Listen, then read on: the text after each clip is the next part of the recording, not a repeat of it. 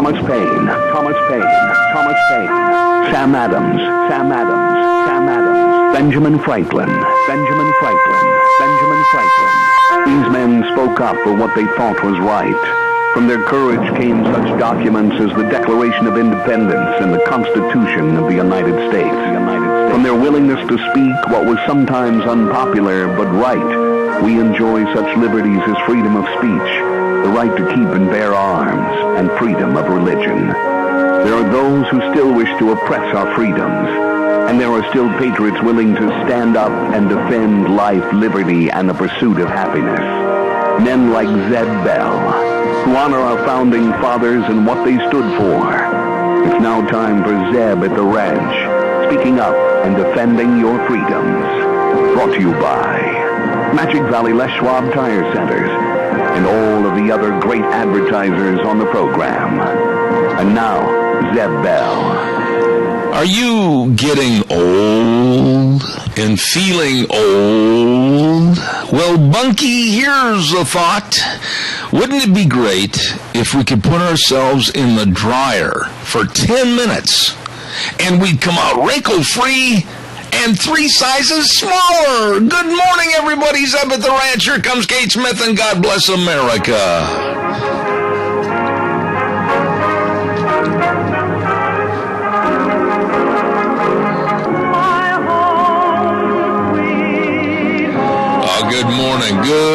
Good morning. Zeb at the ranch, and we start a brand spanking new year. I kind of feel like, in a way, Juan Valdez holding on to his mule at the bottom of the hill and looking at that mountain and saying the coffee beans are way up on top. Let's say that we're still brought to you by our major sponsor, your Magic Valley Les Schwab Tire Centers. And, of course, let's not forget our dear friends at Western Waste Services, always at your disposal. And at this time, we also say good morning to the lovely Gina Jameson. Well, good morning, sunshine, and a happy new year to you. Don't you feel that way, too? Just like we're looking up at the hill, we got to reclimb it. Yes. All for that little coffee bean. Yeah. And that coffee bean better be good. At the end of the year, that little gift or that little whatever, at the end of the year for our working hard and diligently, and there's that little bit of, what do you call it, kind of a prize, if you will. The chocolate-covered coffee bean? That sounds good. Hey. So, did you have a good New Year's? I did, as a matter of fact, and worked a lot, but it was a good time. Mm-hmm. Well, good. James and everybody's okay? Oh, yeah. All right, good. We went skiing over the weekend. And James is a skier? Oh, boy, howdy, man. That boy can ski. You're kidding me. Oh, no. He's a big guy. He's been skiing since like he was 12 years old. This guy is phenomenal on a set of skis. That it would be like looking up and seeing a redwood running away down the mountain. He is agile when it comes to skiing. This guy is good. Really? Mm-hmm. How about thou? I'm learning. You're learning. It's my 3rd season, I so see. I'm learning. I'm still taking lessons, and we actually took Kennedy up on Saturday and got him his very first lesson. Oh, how's he doing? He did great. Kids can pick that up in no time at all. I know. Over his Christmas break, Kennedy got to learn how to ice skate and how to ski. Holy, the kid's fantastic. All right. I know. Hey, do we have a pledger? We have Al on for the pledge, and Mr. Michael Rogers. What a way to start the year. Here's Al Butler. Good morning. Good morning, Jeff. Yes, sir. Word of advice from an old duffer. Uh-huh. Just take one day at a time, one foot in front of the other, and don't worry about what's going to happen 8 hours down the road. It doesn't take that long. I only got 3 hours to worry about it every day. I pledge allegiance to the flag of the United States of America and to the republic for which it stands, one nation, under God, indivisible, with liberty and justice for all. May I say to you, my dear friend, from our house to yours, the extension of a great year, and thank you for all you do for us. We appreciate it. I promise you, in my New Year's resolution, I will not pick on you anymore.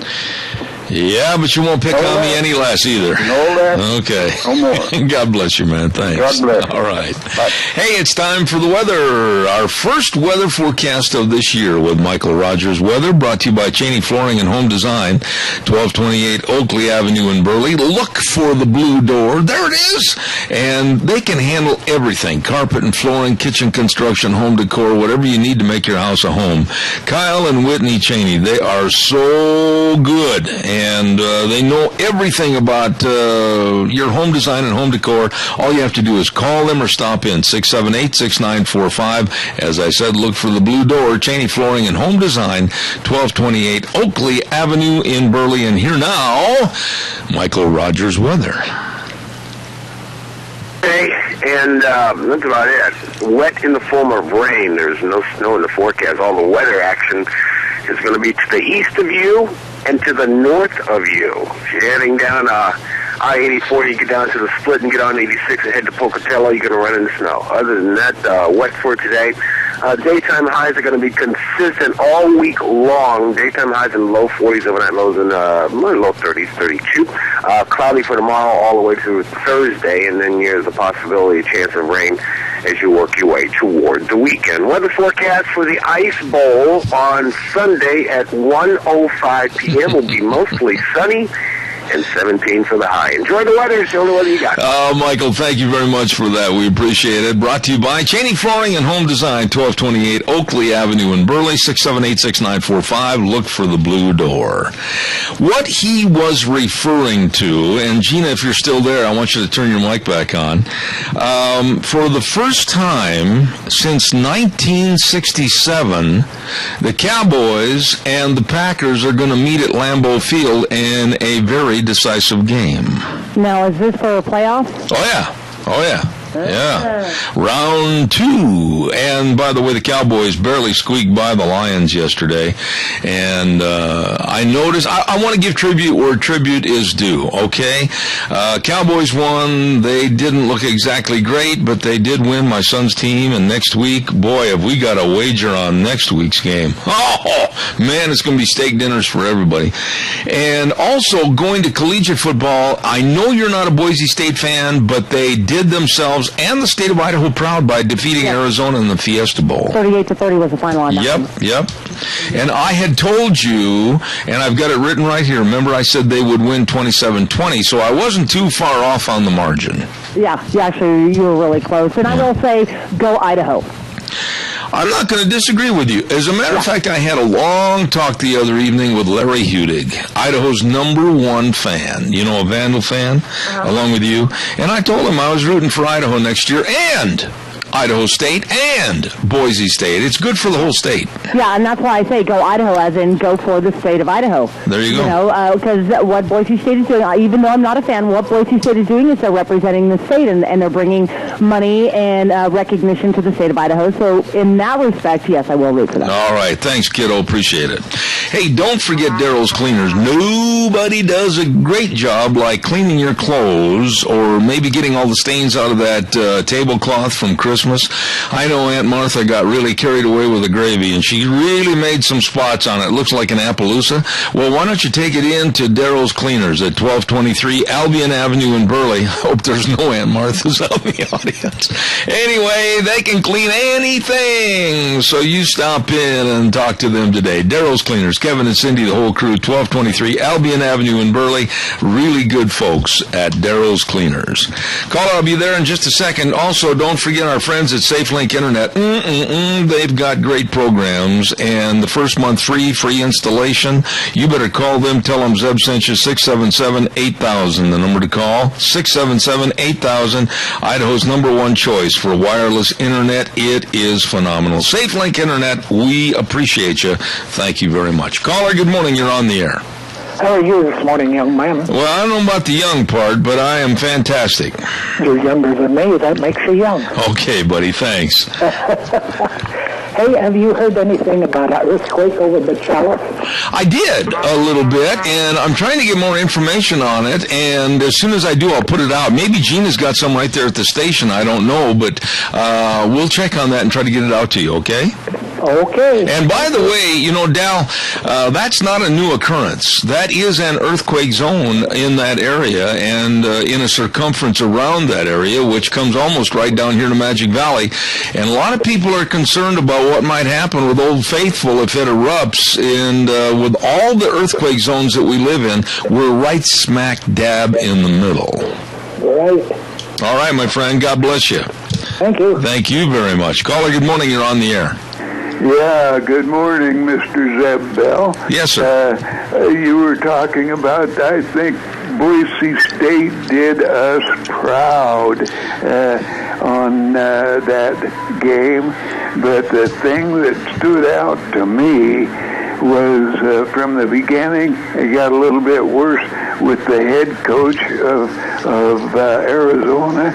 And by the end of that game, he was yelling, screaming, cursing those guys coming off the field. And if I was the Arizona State president deal, I would get the replay and piece them together and then show them to him and say, you'll not ever coach again.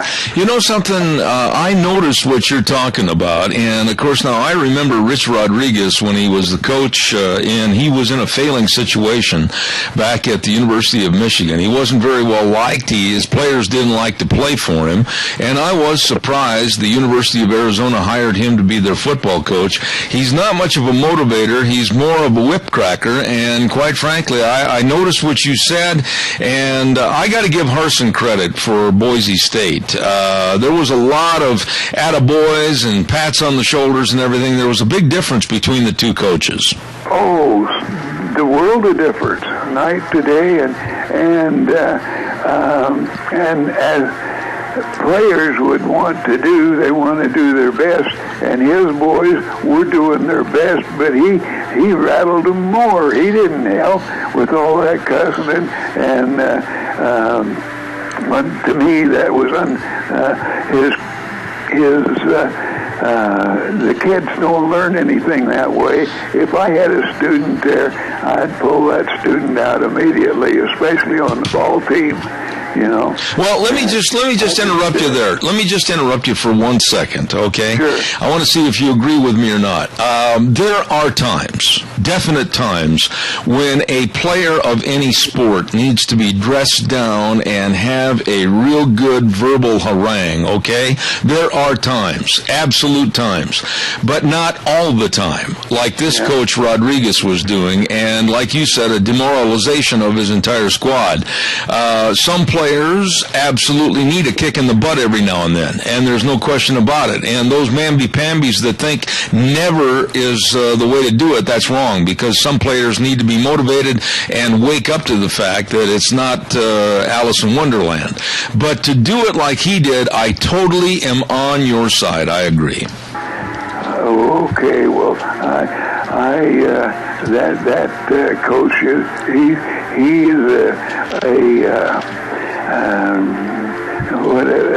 he's a shame on the whole football deal there, as far as I'm concerned. Well, I can't argue with you because I've never thought much of him as a coach. Sir, Happy New Year to you and God's blessings. Thank you. Thank you. Thank you. Too. Thank you. Bye. Nice man right there. Now, Rich Rodriguez, as far as I'm concerned, it wouldn't hurt my feelings at all to see him leave college football. He's just not, I don't think, a personality that collegiate football needs. Ramsey Heating and Electric, 2600 Overland Avenue in Burley. Ta-da-da-da-da! They're starting a new year. That's right, at 2600 Overland Avenue in Burley. Open 7:30 to 5:30, Monday through Friday. And I'm telling you, for all your electrical needs, you better just stop in. Stop in and see them. They're ready for you. And they've got all your furnace filters, the air filters, to keep your furnace running smooth and efficient all winter long. You stop in and talk to the really nice people that provide warm winters and cool summers. Ramsey Heating and Electric at 2600 Overland Avenue in Burley.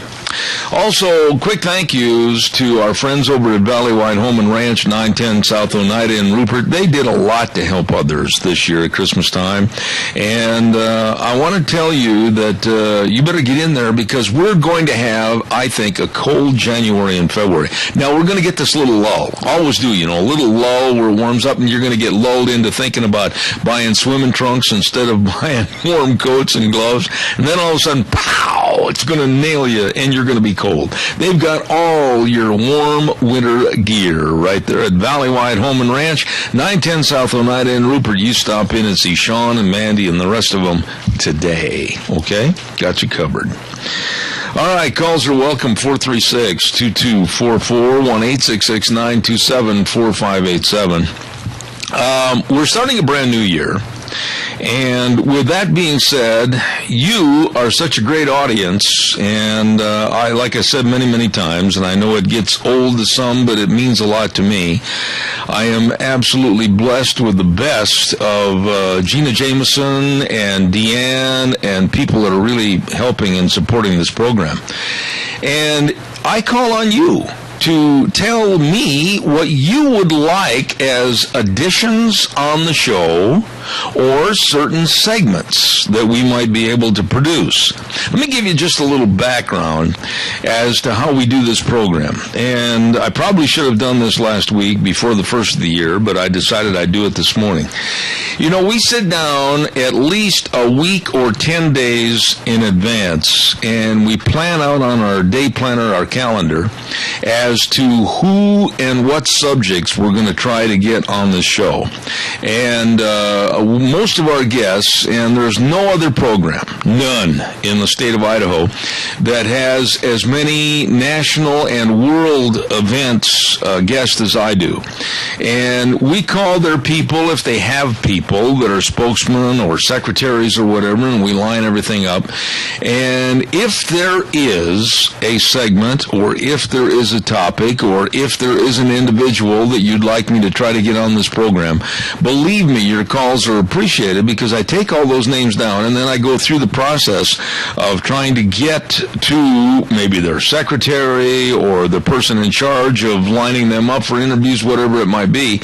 And it takes a little time. So anything you want on the program this year, we will do our very best to get it produced. And I just wanted to let you know that. Okay? Calls are welcome, 436-2244, 1-866-927-4587. While we have just a moment, don't forget to just close your eyes and dream of the wonderful menu items available at Denny's restaurant. Wow, it's so good. I mean, everything is delicious. They really took the time and the effort and put together a menu of great tasting food. And believe me, you're going to love it, whether it's breakfast, lunch, or dinner, at Denny's restaurant, 611 Overland in Burley, and on Pole Line in Twin Falls. Yes, 291 Pole Line. And Thomas and the whole crew, they absolutely are serving you at Denny's restaurant, the home of Zeb's Lunch Bunch. All right, like I said, give me a call, 436-2244, 1-866-927-4587. Did you hear about that 7-year-old girl? 7-year-old girl that walked out of the extremely dense woods of Kentucky after her family's plane had crashed in the woods. And I'm going to give you a quick synopsis of this. Brothers, sisters, parents, all very unfortunately died in the crash. She walked out of the woods, and honestly, it was God's help that she went in a path that she did. This little girl, it's so amazing. The direction she took to walk out of the woods was the only direction that would get her help in the freezing cold temperatures with no coat on. This little girl was all scratched up but had no major injuries. As a matter of fact, very minor injuries. And she went to the only residence in that area, a cabin in the woods literally, and this man helped her, and they got her help, and my goodness, it's just a amazing story of a 7-year-old. I think she was led by the hand of God to get out of those woods and get out of there alive. And so it's a tragedy about the rest of the family, but oh my goodness, there is some good to this story with that little 7-year-old girl getting out of that accident. Absolutely. Give me a call, 436-2244, 1-866-927-4587. Let's not forget all of our friends at Berry Equipment and Rental. They have, this is not boasting, this is a fact. They have the equipment to get any job done right. That's right. Whether it's Doosan loaders, those big dudes, or the Bobcat equipment or the Coyote tractors, whatever you're looking for, believe me, they've got the best of equipment for rental and or for purchase. And they've got 3 locations, Addison Avenue West in Twin Falls, South Lincoln in Jerome, and 159 West Highway 30 in Burley. Do not wait. Get in there and talk to the guys that know heavy equipment and know about the equipment that'll get the job done for you at Berry Equipment and Rental. Okay. All right, give me a call, 436-2244, 1-866-927-4587. A couple of passings over the weekend that I think should be mentioned and honored. A gentleman that I thought was very, very good at what he did at ESPN was Stuart Scott. And this man, very unfortunately for years, has been fighting cancer, and he passed away at the way too early age of 49.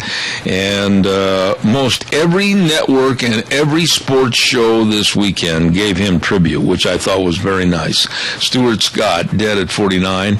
And former New York Governor Mario Cuomo, very, very liberal man, but again, still highly respected by many for what he did as governor of New York, and he passed away this weekend. All right, calls are welcome, 436-2244, 1-866-927-4587. One note, reverting back to football just for a second, next Monday night, the 12th, will be the college football championship, and the game is going to involve 2 teams, and I picked them right this time. I did. I picked Oregon to win and Ohio State to win. They did. They're going to face each other off in the playoff championship next Monday night, and I'm picking Oregon by 2 touchdowns. That is an amazing football team, and we'll see how it fares. Good morning, caller. You're on the air. Yeah, before you leave football, last night I was watching the playoff game between Detroit and Dallas, and that towards the end of the game when Dallas looked like they were going to win, and they did, I noticed that there was a heavy-set governor from New Jersey in the box with Jerry Jones, and I haven't done any research on it, but I thought it was an interesting combination. You know, Randy, I saw that, and the first thing that came to mind is, you know, he's getting a lot of free TV exposure, and as big as Christie is, there's a lot of free TV exposure. But did you hear the comment by Michael Strahan after the game when they had the Fox Sports desk with Terry Bradshaw and the rest of them, and it was brought up that Chris Christie was in the box, and boy, Michael Strahan really leveled it at Chris Christie. He didn't like him at all. I didn't watch the rest of it. I was a little whatever. And so I thought it was, I'm going to do some research when I get a chance to find out why he was there, because I thought that was an interesting, you know, duo, so to speak. Well, let me just jump in and tell you, Randy, he has been, according to his statements, a Dallas Cowboy fan for years, and this is not the first time this year that he was in the owner's box with Jerry Jones. He was there many, many times this year. He flew down and spent time in the owner's box, sitting there cheering for the Cowboys. Well, I didn't realize that until yesterday, and I just, you know, Jerry Jones is a conservative, but maybe it's just friendship and has nothing to do with politics. But, you know, ultimately, I think, you know, we dwell with our birds of a feather, so to speak, and maybe Jerry Jones is a conservative, but maybe he's, you know, not as I don't know. Let me ask you a question. When you said birds of a feather, and I got to go do a hard break at the bottom of the hour, but when you talk about birds of a feather and you talk about how big Christy is, what kind of a bird would he be? Those one birds that are extinct. I can't think of the name of. Hey, no, there was something else I was going to bring up, but I've forgotten now. Call me back in a few minutes. I got to get this in. All right, buddy. Thanks a lot. Yeah, I wonder. Birds of a feather flock together. I just wonder what kind of a bird Christy would be if he was out in the jungle someplace. I don't know. You tell me. Calls are welcome. 436-2244. And right now it's time for the Capital Press Ag Minute, and it's brought to you by some really, really nice people. They did a lot to help people in the neighborhood this year at Christmas time and New Year's. Pacific Steel and Recycling. For all your recycling needs, be sure and remember Pacific Steel and Recycling at 320 West Main in Burley. Number to call, 678-2321, Pacific Steel and Recycling. And right now it's time for the Capital Press Ag Minute. Today's Ag Minute brought to you by the Capital Press, the West Ag Weekly. A new insurance program offered by USDA's Farm Service Agency allows producers of eligible commodities such as hay, grass seed, fruit, and honey to step up coverage for catastrophic losses. The Non-Insured Crop Disaster Assistance Program has traditionally covered up to 55% of the established commodity price for yield losses exceeding 50%. It was developed to cover commodities ineligible for a risk management agency catastrophic loss coverage option. The new NAP buyout program allows farmers to insure up to 100% of the established commodity price for yield losses of 50, 45, 40, or 35%. The deadline for basic coverage for grass seed and perennial forage crops was December 1st, but producers have until January 14th to enroll in buy-up coverage. For more agriculture news and information, turn to the West Ag Weekly, the Capital Press, and CapitalPress.com. Thank you very much. Brought to you by Pacific Steel and Recycling at 320 West Main in Burley. Number to call, 678-2321. Calls are welcome and appreciated. 436-2244, 1-866-927-4587. Give me a call on the landline. There was, and I'm going to get into this a little bit this morning, and I want your opinion. There was a editorial in the Times News yesterday that, as usual, they got my ire up, and they made some not convincing statements. Actually, some of and most of the statements that they made in that op-ed were drastically wrong and ill-conceived and offensive to me as a gun owner.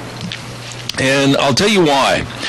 They used at the beginning of their opinion piece, I'm just going to read this quickly, and I absolutely feel terrible for the families involved, but I just want to make a point here. It says, sorry, National Rifle Association, but guns are dangerous indeed. Ask the family of Veronica Rutledge, who was killed last week in a northern Idaho Walmart after her 2-year-old son got his hands on the 9mm concealed in her purse. And also ask the family of the Burley teenager killed in November of 2013 when his friend was cleaning a shotgun after a day of hunting and pointed it at him. The whole thing is a commitment to be anti-gun. That's the whole gist of this story. And accidents happen in every aspect of life. There is a gun laying on this table right now. Laying on this table. I know the gun is laying on this table. I'm very cognizant of the gun laying on this table, and the gun is not doing anything. It's just laying there. That gun is not dangerous until somebody handles it in a unprofessional or unknowledgeable way. And to say that the woman that was killed, this is what gripes me the most, and it's so sad. That woman had a gun in her purse. Nothing wrong with that at all, because she felt threatened evidently and carried a gun. But where was she? What was she doing? Or how was she not watching her child while the child was rummaging through the purse and got the gun? Again, irresponsibility. And just accidents happen, unfortunately, with people that don't think that the gun is loaded. We must be cognizant. We must be aware all the time. And then there was another part of the op-ed that said the NRA often pulls out the classic "you don't blame Ford when there's a car wreck" line, which doesn't make any sense. And here's the line that doesn't make any sense from the Times News. Vehicles are heavily regulated and only operated by licensed drivers. Whoever wrote this piece for the Times News, very uneducated person, because many illegal aliens with no license, no capability of going to any driver's class whatsoever, have been driving for years. For years.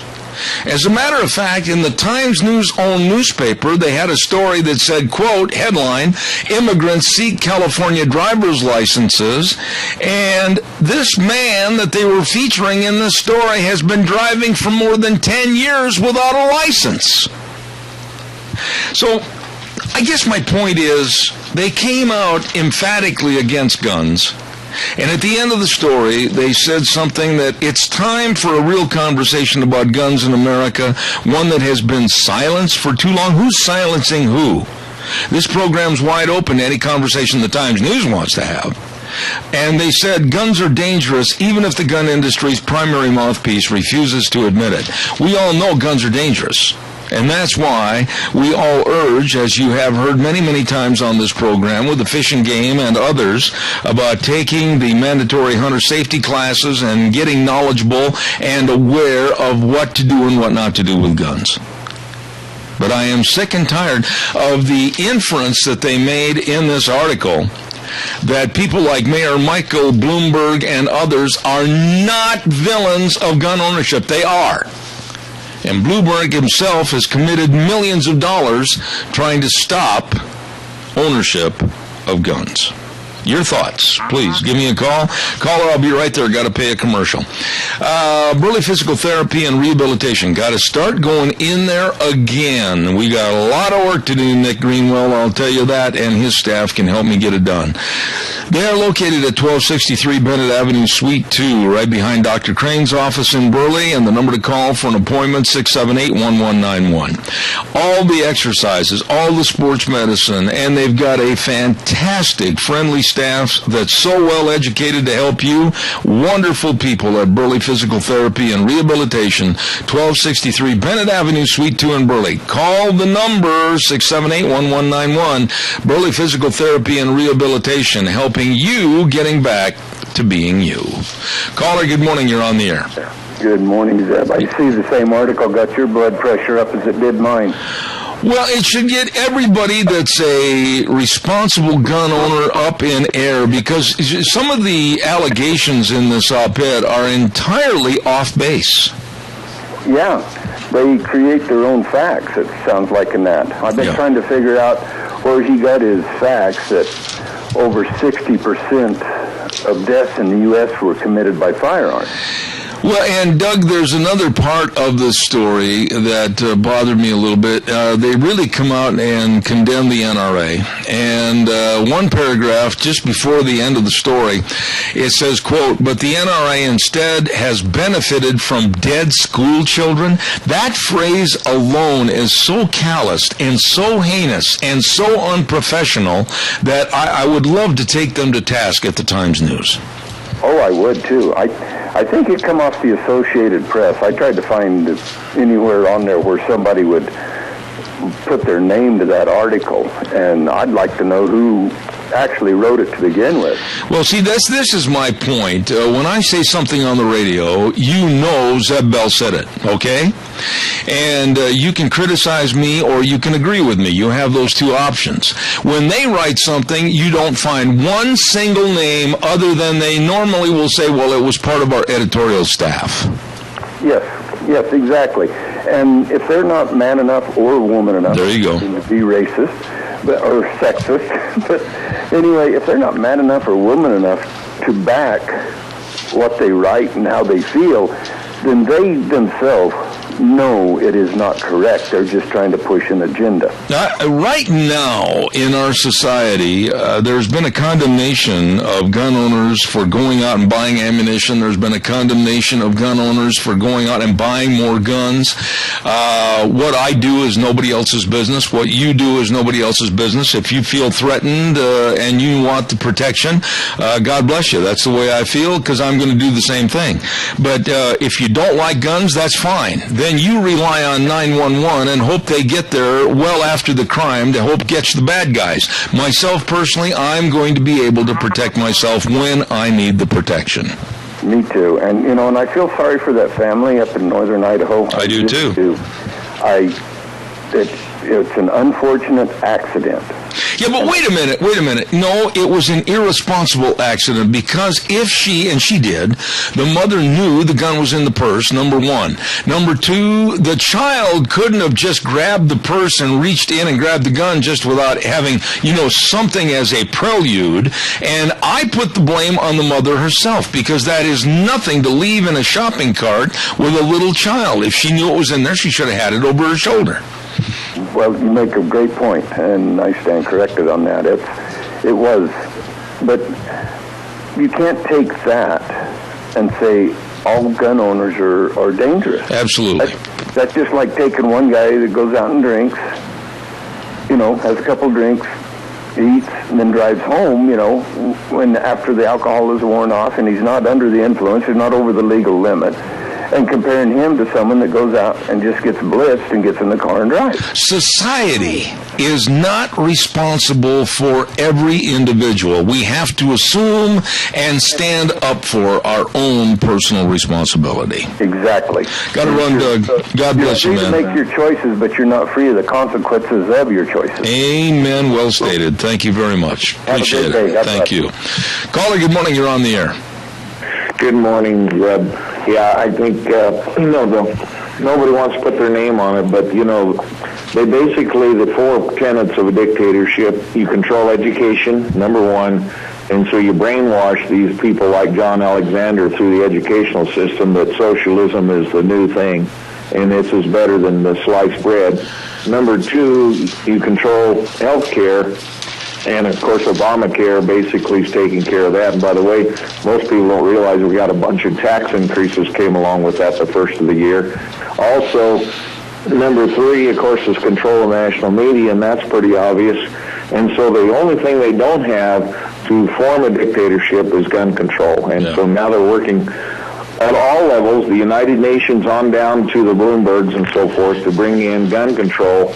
And if that ever takes place under any circumstances, or however they can get about, whether they control the ammunition, what have you, that then we will have a total dictatorship. And so, but it was a total irresponsible article. He never mentions that the two cities, Chicago and Washington, D.C., have the highest murder rates, and they also have the highest gun control laws. Yeah, and gun control laws. And there's something else in here too, Adrian, and give me a real short answer on this.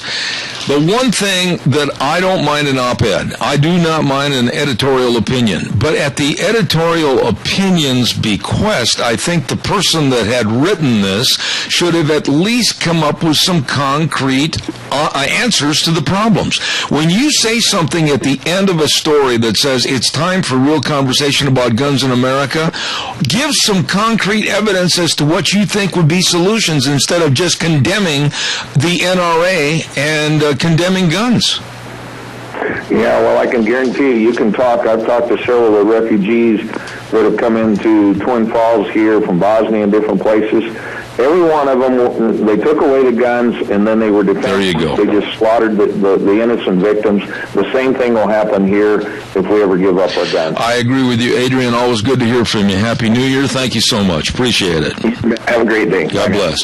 Time for the weather, and the weather this hour with Michael Rogers. Weather.com is ready and raring to go, thanks to our lovely Gina over at the station. Please, may we hear what it's going to do. Hello, everyone. Michael Rogers, President of the Ranch. Brand spanking new week of new year, new me, new weather.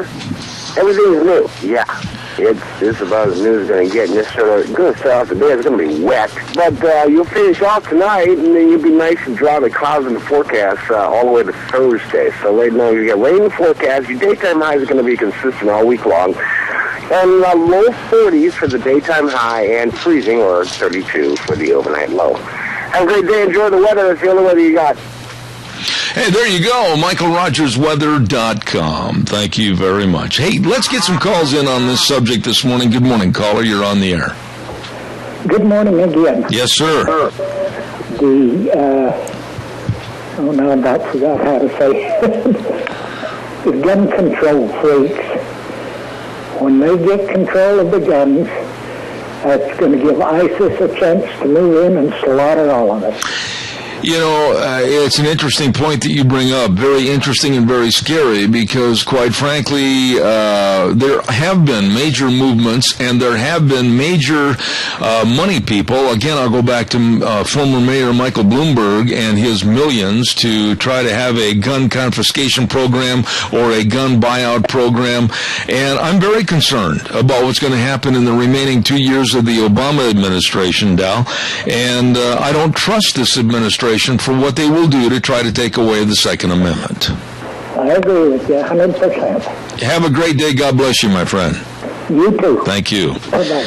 No, I'll be one of the whipping boys for the Times News and any future op-eds that they want to write. I do not trust what's happening in this country. I do not trust the United Nations. I do not trust the power and influence the United Nations has over this country, especially with the under-the-table agreements that are trying to be pushed and forwarded with the Obama administration. I do not trust people like Mayor Bloomberg. I do not trust many other liberals that would like to see a society from cradle to the grave where the government tells you what to do, what not to do, and how to do it. And I think it's naive on behalf of the Times News op-ed board, whoever wrote this op-ed, to write it in such a manner that basically I took offense as a gun owner and, quite frankly, as a member of the NRA for some of the, I think, slovenly journalism that they used in writing that piece. Calls are welcome, 436-2244, 1-866-927-4587. Give me a call. Hey, I want to tell you right now how blessed we are to have Scows CarQuest Centers on as a sponsor of this program. Jeff Poole, the whole crew. I mean, the Scows folks are really, really dedicated. That's right. Every detail matters at Scows CarQuest Centers, and you'll find all your automotive replacement products, accessories, and supplies. And now, right now is a great time to have the custom filter surveys done. Call Scows and schedule an appointment for them to come to your place and go through all your trucks and vehicles. Listen! They will number each vehicle, and when problems arise, just give them a call and give them the vehicle number, and they'll know what needs to be done. These folks really care. They do. They've got locations at 518 Overland Avenue in Burley, 323 East 8th and Highway 25 in Rupert, and exit 211 I-84. Scows CarQuest Centers and excellence. What a team. What a team. All right, give me a call. 436-2244, 1-866-927-4587. There are tragedies in life, and there are irresponsibilities in life. There are people that don't think before they act, and there are people that do something that will put themselves in harm's way. That's going to always be the case. Always be the case. And as a gun owner, my wife and I are very, very cognizant of what to do, what not to do, and the locking up of our weapons, and making sure that they are not out in the open, discernible for anyone to come in. But I guarantee you they are accessible to the point where if someone tries to do us harm, harm will be on the other foot. Calls welcome, 436-2244, 1-866-927-4587. Give me a jingle on the landline. Love to hear from you this morning on that topic or any other. The NYPD, I want to go back to liberal New York again. The NYPD at one of the funerals for their fallen, that one of the policemen that had been assassinated about 10 days ago, absolutely, it was a horrendous event. They turned their backs again on Mayor Bill de Blasio when the mayor showed up for the funeral. But now, the police are being criticized not only by the mayor's office, but they're also being criticized by the police commissioner, Bill Bratton. But I don't blame the police at all. This is their way, as a unified brotherhood, to tell people that have never served, like Bill de Blasio and others, how upset they are for putting them under the bus. I absolutely stand up for the police in this situation. And I hope no ramifications or repercussions will follow against individual police officers because of what they did. But I do salute them for their way of showing their contempt for the lack of leadership displayed by the mayor, Bill de Blasio, in New York City. I honestly do feel that mayor threw his police force completely under the bus and denigrated some of the finest men serving our country in the NYPD. I really do. Give me a call, 436-2244, 1-866-927-4587. While I'm waiting for your call that's coming in, I'm sure, I want to remind you about all your driving needs at your Magic Valley Les Schwab Tire Centers. All 7 locations serving you with the best of traction tires, the tires pinned for studs. Of course, they've got all the tires. Oh, yeah, we're going to get some more snow. Oh, yeah, it's going to be mucky and yucky out there. All you have to do is just stop in and see one of the 7 locations of your Magic Valley Les Schwab Tire Centers, and you'll be taken care of. And don't forget, too, we're going to have more cold weather. Boy, there was a lot of you that were in changing your batteries when it was chilly, weren't you? I saw you. Well, anyway, that's great. You took our heed and went in and talked to the professionals. Lane and Rupert, Dave on Blue Lakes and Twin, Mike and Buell, Mike and Jerome, the Twist family and Paul, John on Poline in Twin Falls, and Randy on Overland and Burley. Yes, the best. Your Magic Valley Les Schwab Tire Centers. All right, your turn. Give me a call, 436-2244, 1-866-927-4587. Let's see, what else have I got cooking here? We are only a little bit less than 3 weeks from the State of the Union address by Obama. And I get a whole bunch of information every day sent to me via emails from some of the think tanks on the East Coast, whether it's the Media Research Center, or there's a number of organizations that send us all kinds of stories and people to have on our program, etc. And it's really going to be interesting, this particular State of the Union address by Obama, because here's what I think is going to happen. This State of the Union address is going to come right down to how and how much the Obama administration is going to hurt America in the next 2 years. I think that he is going to have a lot in that speech on energy. I think he is going to really play up the EPA, really give a lot of power, more so than ever before, to the EPA, and I think we're going to see this lower energy bubble, if you will, go poof, and it's gone. As far as the economy is concerned, this man scares me. This man scares me because right now, with lower fuel prices, the economy is flourishing. People are spending money that they haven't had an opportunity to spend before. They might have as much as maybe $100 in their pocket per week because gas prices are lower. And we've got to remember that a new Congress is going to convene tomorrow. My only fear is, as I look at the likes of John Boehner and many others, it's going to be the same old. And I certainly hope that someone like Texas Louis Gohmert I think a lot of Louis. I think I'd love to see him kind of shake the trees a little bit. He's challenging John Boehner for the House leadership, and I think that's a good thing. I think it's a great thing. I do not want to see John Boehner stay in that particular office. I don't think he's done the job for the American people. I think he's been way too amenable to catering and bending for the White House. What are your thoughts? I got time for one more quick call.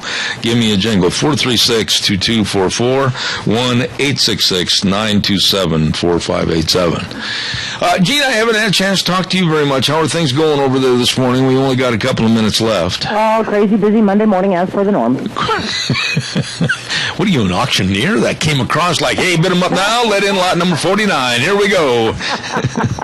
Sometimes. Hey, I noticed I got your note. We said goodbye to ABC. Yes, we did say goodbye to ABC, and we now have CBS. Oh, how come? Because the carrier decided not to carry it anymore. Oh, really? Yes. As of the first of the year. Okay. Well, that's all fine and dandy with me, because then I won't say after ABC News anymore, because it's going to be CBS. Yes, it is going to be CBS. One of our main network carriers, which is Westwood One, they had notified, and I've known about this for a long time, and so they, at the first of the year, they were going to drop ABC and then switch over to CBS, and so I had to follow suit. Really? Yeah. Okay. But honestly, it's a better move for the radio station, just all across the board, so I was pretty happy with it. Better news? Yeah, better news, cost us less, yeah. Oh, okay, there you go. Yeah. Well, see, there's the lady in charge right there. She has the pen, and she will use it along with her phone. I shall, and speaking of phone calls, you have one. All right, quick, we only got 30 seconds. Good morning, you're on the air. Good morning. Louis Gomer has my vote. Mine too, Chris. I hope they shake the trees and get rid of all the bad leaves. Oh, me too. Yeah, there's a lot of bad wood. I agree with you. I wish I had more time to talk to you, but I got to go to the new CBS News, so then maybe I can catch you earlier tomorrow. How's that? Okay. All right, God bless. Thank you. We're going to take a break for about 6 minutes. CBS News coming up next. Don't go away. I'll be back in 6.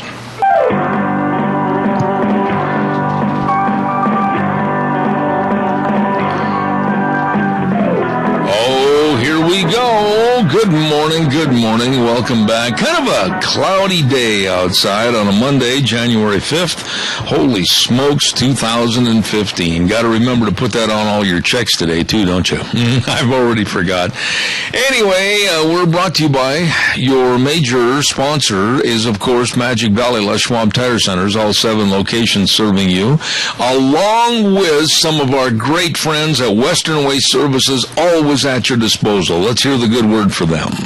From the canyons of the Snake River and all across southern Idaho, we're always at your disposal. Western Waste Services, we care about our community, our resources, and this great land. Western Waste Services is lending a hand, always at your disposal. Western Waste Services. Locally owned and serving you. That's exactly right. Our friends at Western Waste Services, and of course all you have to do to get on the route service to get rid of your garbage is call them at 734-6969. Locally owned folks that want to make sure you get the best in service, whether it's, like I said, the route service, or whether you need a dumpster in various sizes. You made a New Year's resolution that says, we're cleaning out the basement. Don't weaken. And give them a call, 734-6969. Western Waste Services, always at your disposal. Let's go to the phone line right now and wish a brand spanking new Happy New Year to one of my dearest friends, Frosty Woldridge. Good morning, sir. Good morning, Zeb, and Happy New Year to you and yours and everyone listening across the radio waves across America. And, as we discussed, and I was just talking with Gina, that, we've got serious stuff going on all the time. The key is that each one of us gets to choose our daily life and make our choices. I'm actually reading a very neat book. It's called The Traveler's Gift. The Traveler's Gift. And for those of you, this guy his life is falling apart for him, and he goes out and he crashes his car, and he kind of goes into a dream state, and he meets some of the great heroes of humanity, Abraham Lincoln, Solomon, King Solomon. He meets Harry S. Truman, and the decisions that they had to make. And he meets, was it Joan of Arc? He meets some of these great ladies of history also. And it comes down to that they each give him a secret, a scroll, or a note of how to make their lives or your life better. And I've read the book. I'm now reading it twice. It's just an exceptional book. And for those of you who would like to read, and it's a quick read too, you can do it and read it in 2 days, or you can read it in 1 day actually, but it's called The Traveler's Gift, and I would highly recommend it to really implement it in your own life, these 7 secrets of living successfully. I'm just thrilled with the book. So each person in America gets to do that, and in the meantime, we'll go after the other heavy-duty stuff that we have to face in the 2015 year of 2015. So. Let me ask you a quick question right there, Frosty. And you write a lot, and I write a lot, and we're both interested in many of the same things. But if you had to pick a certain period of time that you could live in this United States, whether it's during the Revolutionary War, whether it was the Civil War, whatever segment, what segment would you like to live in, and who would you like to be able to sit down and interview? Boy, oh boy, I'd love to sit down and interview President Teddy Roosevelt when he sat around the campfire with John Muir around 1902 or 3. In Yosemite. I really consider John Muir one of the great men of humanity, and Teddy Roosevelt is one of the great leaders. And at the same time, some of the great women I would like to sit down with. One would be Susan B. Anthony. I think she was one of the great heroes of time. And even here in the 21st century, Joe Weidman, her name is Joanne Weidman. She runs capsweb.org. That's the organization that's trying to save this country also, and that's capsweb.org, and I hope everybody's joined that organization. But she's a hero for the 21st century. And one of the things, Zeb, I'm glad you asked this question. I hope that every person listening to this Frosty Woolridge man every Monday on Zeb's show, hopefully you're getting a sense of my passion for America and my passion for the natural world, and that hopefully I make sense, common sense, and that the things that I urge you to do really are for your children and for the future of our country. And I have all my heroes, and the key is I'm acting just like my heroes because I'm taking action in the 21st century. Thomas Jefferson's my hero, and Ben Franklin's my hero, and James Madison, and Susan B. Anthony, and Jane Goodall is my hero. And so these women and these men are the ones that if you have some heroes, you want to emulate. And I can tell you this, they didn't sit on their butts and complain. They took action.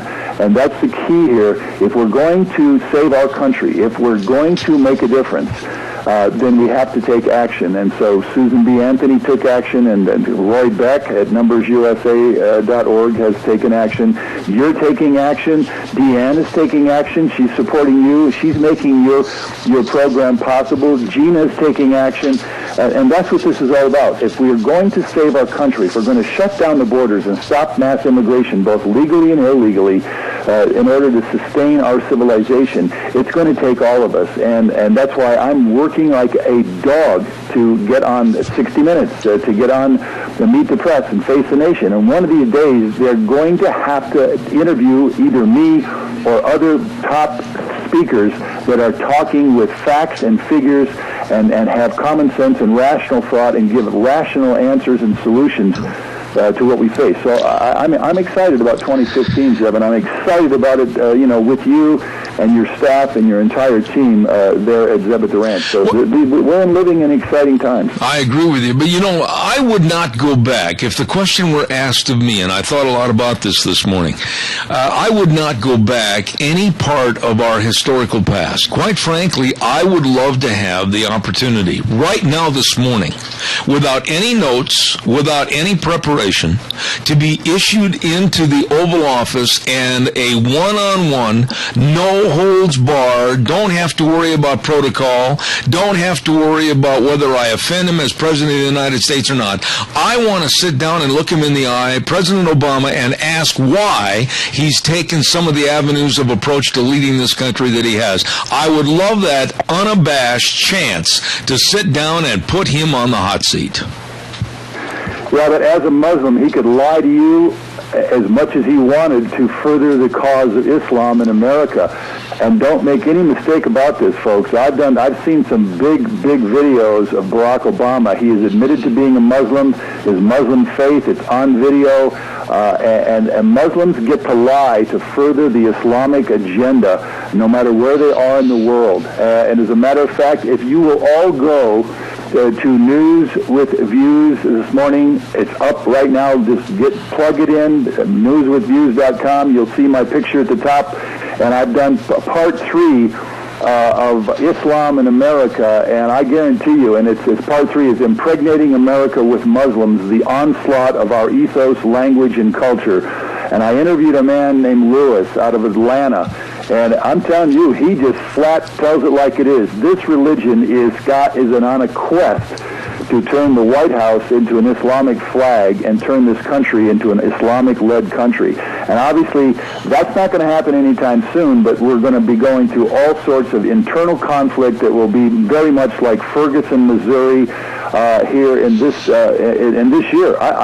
We're going to see more of the Ferguson, Missouri type of syndrome in this country because we're losing citizens that have any respect for the law and order. They have no respect for the thin blue line, which my brother Howard served for 20 years as a police officer.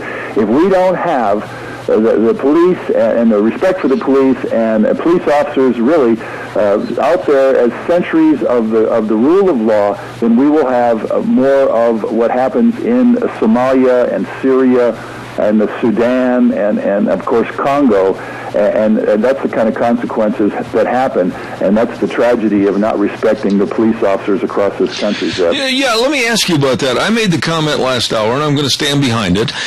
There's been some criticism at the funeral for one of the officers that was assassinated back in New York City. This past weekend, police officers again turned their back on New York Mayor Bill de Blasio, and the police officers, were criticized by Police Commissioner Bratton, etc. I don't look at it like this. I look at a unified brotherhood, those that are protecting and serving their communities. That is probably the only recourse they had to show their displeasure with the mayor of New York City that had literally thrown their police force under the bus. What are your thoughts? Well, again, because my brother was a police officer, I have tremendous respect for the police. Yes. And even when I got stopped last year for the first time in 25 years. I got stopped for speeding on the expressway. I was like 8 over, and they don't have any tolerance here on the July 4th weekends. But anyway, you say yes, sir, and you say no, ma'am, and yes, ma'am, and whatever. You don't fight a police officer when they have you in their range. You say yes, sir, and no, sir, and you do what they say. And the fact is, 154 police officers, men and women, last year, 2014, died in service to you and me and all of us to maintain our societies and protection for us. Otherwise, this country would be in complete mayhem with all the kinds of things going on. And when it comes down to that thug of a criminal, Michael Brown, I mean, that guy was headed for jail or he was headed for death. And he happened to meet death first, but I've seen some of the videos on him. He used to go around and just slug people in the face. And yet you sit here and have a New York governor that disrespects those men and women who are standing out there every day, putting their lives on the line. And so if the New York Police Department, the only thing they could do to show their displeasure was to turn their backs on them, I'm going to stand there with them, too. I'd turn my back on anybody that doesn't respect the police and their function in our society to keep the rule of law functioning. I want to ask you this. Tomorrow, Congress is going to convene, and it's a new Congress, Republican-dominated Senate. But I am so afraid it's going to be a lot of the same old, good old boys network. I am so afraid they're not going to get anything done. I'm so afraid that they're going to go along hand in glove with a lot of Obama's policies, i.e. immigration. What are your thoughts? Well, again, and you and I have spoken about this extremely articulately in the last 10 years now, and the fact is, if this immigration invasion continues, and if the Republican-dominated House and Senate don't defund this nightmare of an amnesty, then we're going to get millions and millions more of these immigrants. And again, as I've said, we're about to import legally 100 million more immigrants, or we're going to double the population of our 35 most populated cities within the next 30 years. And if you think we're going to... In fact, I just talked to a guy in Maine, because I get lots of calls of people that say, my God, what can I do? And I know, of course, I give out the websites, capsweb.org and Numbers and FAIR. And I said, it's just going to get worse. We're literally going to be degraded into a third world country where we're fighting for water, we're fighting for clean water, we're fighting for food, we're fighting for warmth and fuel and energy and all that, and we'll simply be degraded because population degrades everything. And until we understand that, and stop mass immigration into this country, then we're all going to become, as I've said, self-inflicted victims of our destiny, and we're doing it to ourselves. I mean, and if those senators and those House reps that we elected go up there and just keep doing the same old stuff, we're going to get the same consequences that will accelerate even faster as this massive invasion of our country continues. You know, I was sitting here thinking while you were talking about what they need to do, what they need to say about all the... It's not going to be 5 million. It's going to be at least 20 million by most of the conservative estimates about people crossing the border with these open, porous borders. What is it going to take? Seriously, what's it going to take, whether it's Rutgers University or whether it's Berkeley in California, to make people understand there has to be today limitations of responsible citizenship? You're asking the perfect question, and the answer is we Americans must become personally accountable and personally responsible for electing and calling and speaking to those who represent us. And it has to be a massive turnout to do that. And that's what Roy Beck does at numbersusa.org. And that's what Joanne Weidman does at capsweb.org. And if we don't have that, then we get the consequences. And as you can see, we are now facing massive consequences. I mean, you've got the Muslims taking over the different cities, whether it's Philadelphia, whether it's Detroit, whether it's Fremont, California.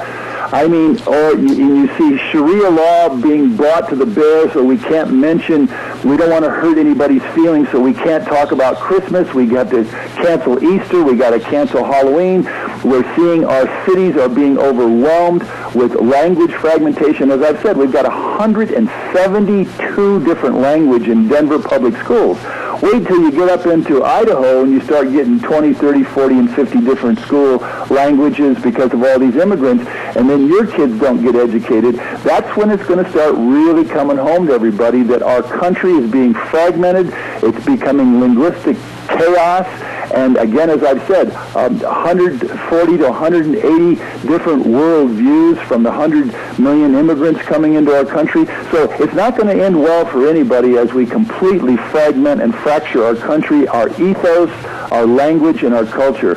I was on another program in New York just over the weekend, Melody Burns, and she was terrified because Muslims absolutely have no respect for women whatsoever, that women's rights will be completely denigrated and degraded in our country as their numbers keep growing.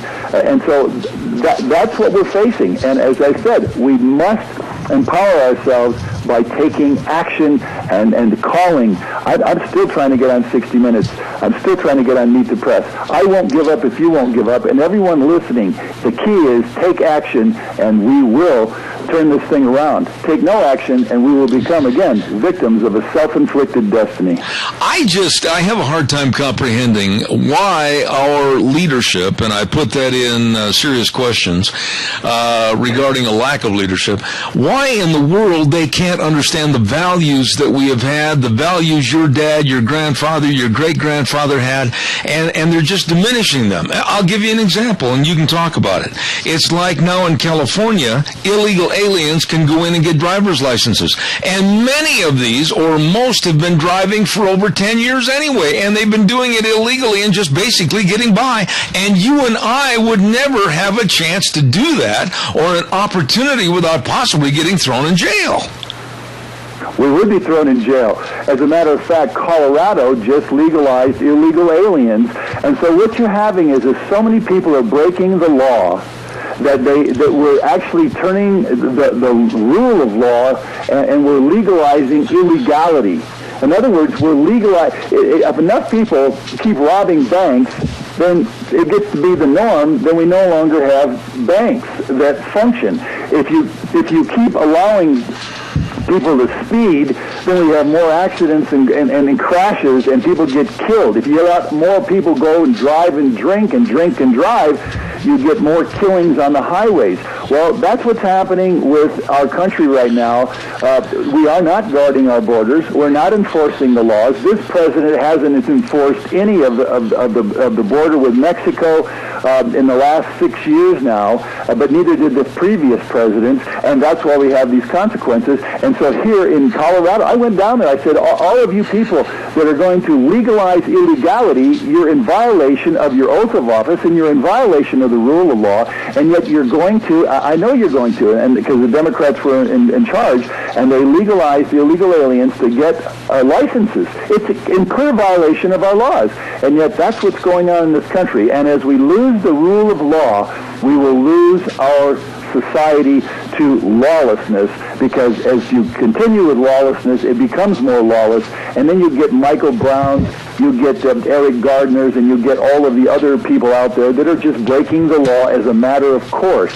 And that's what we have. And until we stand up and speak out as Americans and stand up and elect those who are going to enforce our laws, we will become, again, a lawless society, and the consequences will mount and multiply as this thing continues. Okay, on a lighter note, looks like you're in the playoffs with the Denver Broncos. I'm in the playoffs with the Green Bay Packers. And next week is going to be showdown week. The Dallas Cowboys go into Lambeau Field for the first time since the 67 Ice Bowl, and they play the Packers, and it's going to be a good one. It's going to be a good one, but, Aaron Rodgers is taking such command. I watched him play. I saw the whole game.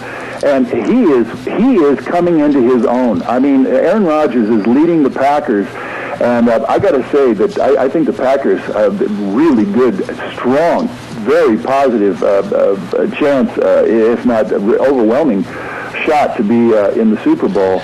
I'm not so sure about the Broncos. We're not showing up with domination. We're not showing up with the precision that we did a year ago. So I'm a little bit tentative with the Denver Broncos, but I am excited about the Pack. They're back. All right. Listen, Frosty, always a real treat to have you on the program. Thank you so much. God's blessings to you, and we'll talk to you next Monday. That sounds great. And Zeb, just Happy New Year to everyone. And again, get to newswithviews.com today and read that piece, because I'm really really digging into what we're facing as a civilization. I agree. Thank you so much. In Golden, Colorado, Frosty Woldridge. See you next Monday. Thank you. One of my dear, dear friends right there, Frosty Woldridge, and I appreciate him. Oh, and by the way, I also want to talk about another dear friend, and that's Joel Heward and his staff at Hanson Mortuary, 710 6th Street in Rupert, 436-5636. You know, Hanson Mortuary is a family place. Family lives there. Flexible hours, always there to serve you. And I want to stress that they always treat you and your family with the highest ethical standards with unquestioned integrity. Please, for information about funerals, pre-planning funerals, all of us should have that to alleviate a lot of the stress and worry for our family. Give them a call at 436-5636. That number again, Hanson Mortuary, 710 6th Street in Rupert, 436-5636. Really, really nice people. Also, I would like to, at this time, just take a moment to tell you about Let's Ride. I enjoy those folks, Nick and the whole crew over at Let's Ride, Highway 24. You can say between Rupert and Heyburn or Rupert and Burley. Well, it is in between all those cities. Well, by golly, they're there to serve you, and that is where the fun is sold. Oh, my goodness, a lot of folks stopped in for Christmas. A lot of folks knew they had all the clothing in the accessories for motorcycles and ATVs and snowmobiles. Still do. And there's going to be a lot of snow up in the hills. People can go and check out the new 2015 Yamaha snowmobiles. Oh, boy, that is a lot of fun. And don't forget, I stress, that they've got a fantastic service department, too. They can fix anything and get everything serviced. Absolutely. Don't forget Highway 24 between Rupert and Burley, Rupert, Heyburn, however you want to say it, where the fun is sold. Let's Ride, serving you. Okay, we're going to get ready in just a moment to have Kerry Kupek on the phone with us from the Alliance Defending Freedom. And I want to remind you that tomorrow on the program, we've got quite a few different things scheduled. I think Ryan from Red's Trading Post is going to be on the program talking about gun control. And we're also going to have Dr. History along with some others. So don't miss a minute of it tomorrow on Tuesday's program. Right now, let's go to the phone lines and say good morning and Happy New Year to Kerry Kupek. Good morning. Good morning, Zeb. Happy New Year to you as well. How is the world traveler? Pretty well. It's been a whirlwind couple of weeks, but it's good to be back on American soil. You know, let me ask you, what part of Europe did you go to? So I went to the Czech Republic. I actually have some Czech in my background, and then we drove down to Austria and a little bit of Germany. Oh, my goodness. You didn't jump across the mountains to the Sound of Music, did you? No, we took the Sound of Music tour. It was excellent. It was great. We saw all the sites that they used in the movie, and I highly recommend it. Was it the original, the original location and or map sites as to how the family, I think it was the Von Trapp family, they actually avoided Nazi Germany? Is that basically what you went on? Yeah, they did live there in Salzburg. What's interesting, though, is if you remember in the movie, it's like this big ending where they climb over the mountains, Climb Every Mountain is playing in the background, and they're kind of trekking. I think they were supposed to be going to Switzerland to escape the Nazis. But in reality, what happened was there was a train station right behind their house in Salzburg, and they just jumped on the train and went to Italy. Well, so Hollywood took a little bit of license to make it a little more dramatic. But I think the story goes that if they had waited one more day and not gotten on the train when they did, I think they would have had to be under Nazi rule. So it's very interesting. Wow, we'd have lost the great singing from Julie Andrews. Oh, yeah, it was great. If you go on the bus tour, they play the soundtrack, so it's a lot of fun. All right. Let's get back to what's happening here in this country. What in the world? Gilbert, Arizona. I've been there many times and through there many times. What in the world is their city council trying to do to stop or avoid letting churches have signs to basically tell everybody when their services are? Yeah, and this is a blatant case of speech discrimination. And what happened here was that there's a small church in Gilbert, Arizona, like you said, Gilbert. It's called Good News Community Church. A man by the name of Clyde Reed pastors it. He's in his 80s. He's been a pastor for many, many years. And the church rents space in temporary locations for its weekly service. And in order to let people know where they're going to be, they use small temporary signs to invite and direct members of the community to the services. It's pretty typical, like you'd see really anywhere else. However, the town of Gilbert created this sign code that basically lets every other group or political campaign or HOA or real estate sale have very large signs, lets them have them up for days, weeks, months at a time. They can be gigantic. They don't have to take them down for a while. However, if you're a church sign, if you're advertising a religious event, it has to be very small.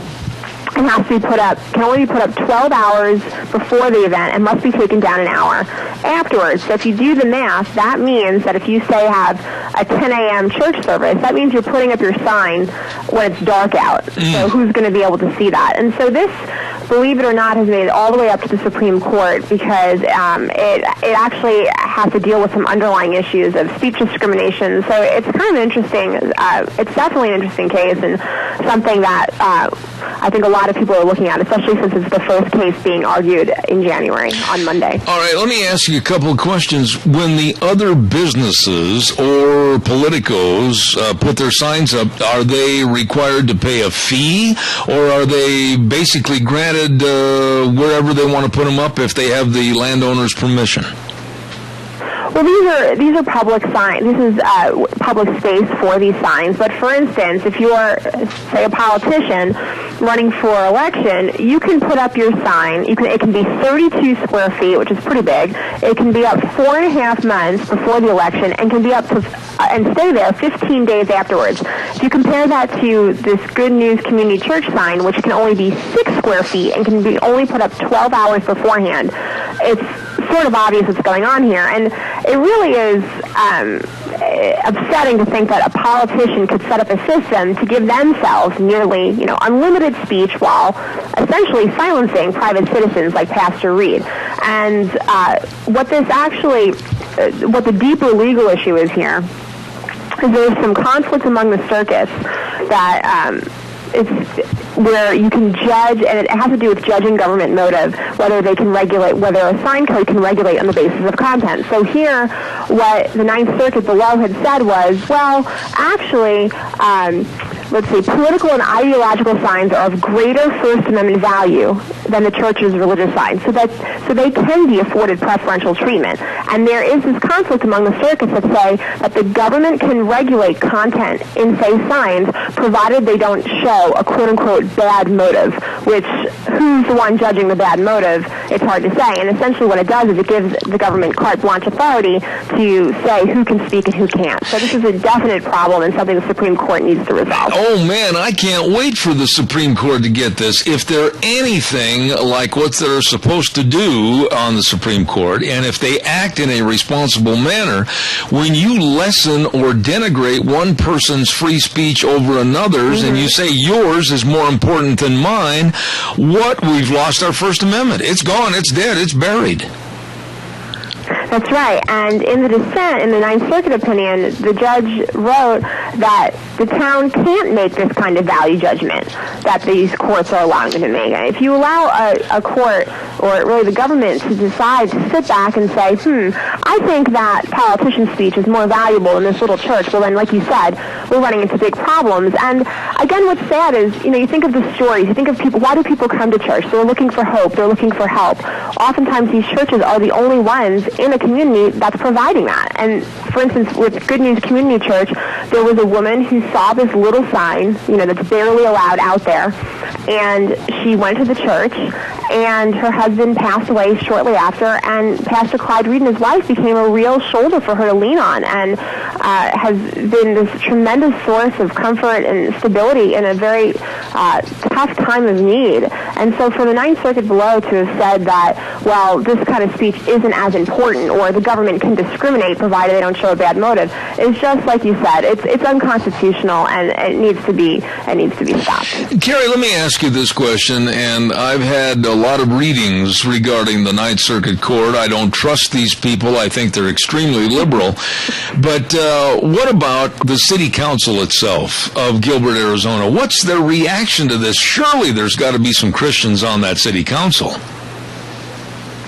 The city council is the one that has been pursuing this all along, and they're the ones who have created this code. They're the ones who are, if Pastor Reed violates the code, he could be fined and possibly go to jail. And again, it's a real tragedy when a city council or politicians, again, allow for nearly year-round display of political signs, but then turn around and tell churches, oh wait, you can only have a tiny sign up for a few hours in the dark of the night, despite all the good that you're doing for the neighbors and your community. It sort of defies common sense. You know, Carrie, I would imagine that across your desk as the communications director, you're probably seeing, unfortunately, a lot of these stories unfold across the United States that are similar in nature to this one, and this is just all a major attack on Christianity, is it not? You know, it seems to be the case, and I really would say that even beyond the bounds of Christianity, it's this idea of conscience and religious freedom. And people seem to forget the fact that when you crack down on, say, a particular religion, or you crack down on conscience, you're really cracking down on everyone. If people don't have the ability to live and work according to their beliefs, to worship as they would like to, you really undermine freedom for everyone, and you certainly undermine the entire reason this country was founded in the first place. Now, thank goodness, and quite frankly, thank the good Lord for the Alliance Defending Freedom and your attorneys and everybody getting involved in this. When do you think we'll hear something from the Supreme Court that might squash like a bug what's going on in Gilbert? Well, oral arguments will be taking place on this upcoming Monday, so a week from today. Those will be 10 a.m., and so we'll probably hear something late spring. And I think I feel pretty good about this case. This has been a court that has really upheld free speech. They really like to, it seems, based on previous decisions, to protect it and to keep it in its proper place. And since this case is simply about speech discrimination, I think we are likely to see a good result. Do you think that most people, including talk show hosts like myself, and I'm very upfront and forward about being a Christian and espousing the Christian attitude, that this is really a case trial that might even involve in the future days, years, and months possibility of not being able to say anything on open airwaves unless it's a Christian radio station, which they'll try to shut down? It's possible. It really is, which is why it's important for people to always remember the big picture and to realize that speech discrimination is speech discrimination. Conscience discrimination is conscience discrimination. No matter how you slice it, no matter who's on what side, everybody wins when freedom of speech, when freedom of conscience is preserved. And that's the big picture for everyone to keep in mind. Absolutely. Well, Carrie, the world traveler of Alliance Defending Freedom, I wish you the very best. And how can people follow this story and others at ADF? They can go to AllianceDefendingFreedom.org, or they can go to adfmedia.org if they want to take a look at the legal documents or some more in-depth analysis of the cases themselves. God bless you for coming on the program this morning. As always, I'm going to save this story and look forward to having the final result and net result from the Supreme Court. Carrie, God bless you, and have a great, happy New Year 2015. Thanks, Deb. Same to you and Deanne. All right, take care. Thank you so much. What a nice lady right there with the Alliance Defending Freedom. And can you imagine? Think about this. We got some time right here. You're a church, and you're going to go out and put signs up. You're maybe a new congregation or something, and you want to put signs up, hey, join us for church on Sunday morning at 10 a.m., or whatever the case might be. and you put the signs up, and the city comes to you, whether you're one of the spokespeople for the church or the pastor himself, and they say, well, you got to take your signs down. If not, you're in violation of city ordinance, blah, blah, blah, and we're either going to fine you or possibly put you in jail. What? I mean, this is what it's coming to. And thank goodness the people of Gilbert, Arizona that are in that church, they got a hold of the Alliance Defending Freedom, and they said, wait a minute, we're not going to stand for this. And then the Ninth Circuit Court of Appeals, which scares me to death anyway, because they're a bunch of liberal... Anyway, they are saying that political speech and business speech signs, political and ideological, are more important, and they can stay up longer because they're worth more to the community than a church's signs? Please. Wow. This is serious. Calls are welcome, 436-2244, 1-866-927-4587. Come on, give me a call. I'd like to hear from you. First hour, I mentioned if you have any segments or any particular people that you'd like to have on this program, especially starting now the new year, let us know. Let us know, and we'll try to build a segment or try to get a hold of the people that you want to get on the air and interview, and we'll take care of it for you. I'm wide open to any ideas. I've had some people calling. I'm not laughing at the idea. I think it's a great idea to have a little dog segment, seriously, about dogs and, taking care of them and everything. We've got Dog Nation, but that's about lost dogs, but maybe about the caring of dogs, the training of dogs, and all that kind of stuff. I had some of those come in. So if you have any ideas that you want us to pursue, just give us a call. You can call me on my cell phone at I can't even remember my own number, 312-2976. That number again, 312-2976. Time for the weather, and the weather is brought to you by Riverview Urgent Care and Medical Center at 382 North Overland in Burley. These are wonderful, wonderful people that have started this business and expanded it, and wow, minor emergencies, major care, they will see you today. Right now, you better believe it. Number to call, 678-6996. That number again, 678-6996. Whether you got an ear infection or a sprain, a strain, or a fracture, injuries due to accidents, hey, they can help you and they will help you. They treat everyday injuries and illnesses at, of course, Riverview Urgent Care and Medical Center. We're going to have more about them in just a minute, but right now, here's Michael Rogers' weather. Hello, everyone. Michael Rogers. Let's get at the ranch. Brand spanking new week of new year, new me, new weather. Everything's new. Yeah, it's about as new as it's going to get. And it's going to start off today. It's going to be wet. But you'll finish off tonight, and then you'll be nice and dry. The clouds in the forecast all the way to Thursday. So right now you get rain in the forecast. Your daytime highs are going to be consistent all week long. And low 40s for the daytime high and freezing, or 32 for the overnight low. Have a great day. Enjoy the weather. That's the only weather you got. All right, Michael, thank you very much. Brought to you, everybody, this hour by Riverview Urgent Care and Medical Center at 382 North Overland in Burley. The number to call is 678-6996. Minor emergency, major care. They will see you today.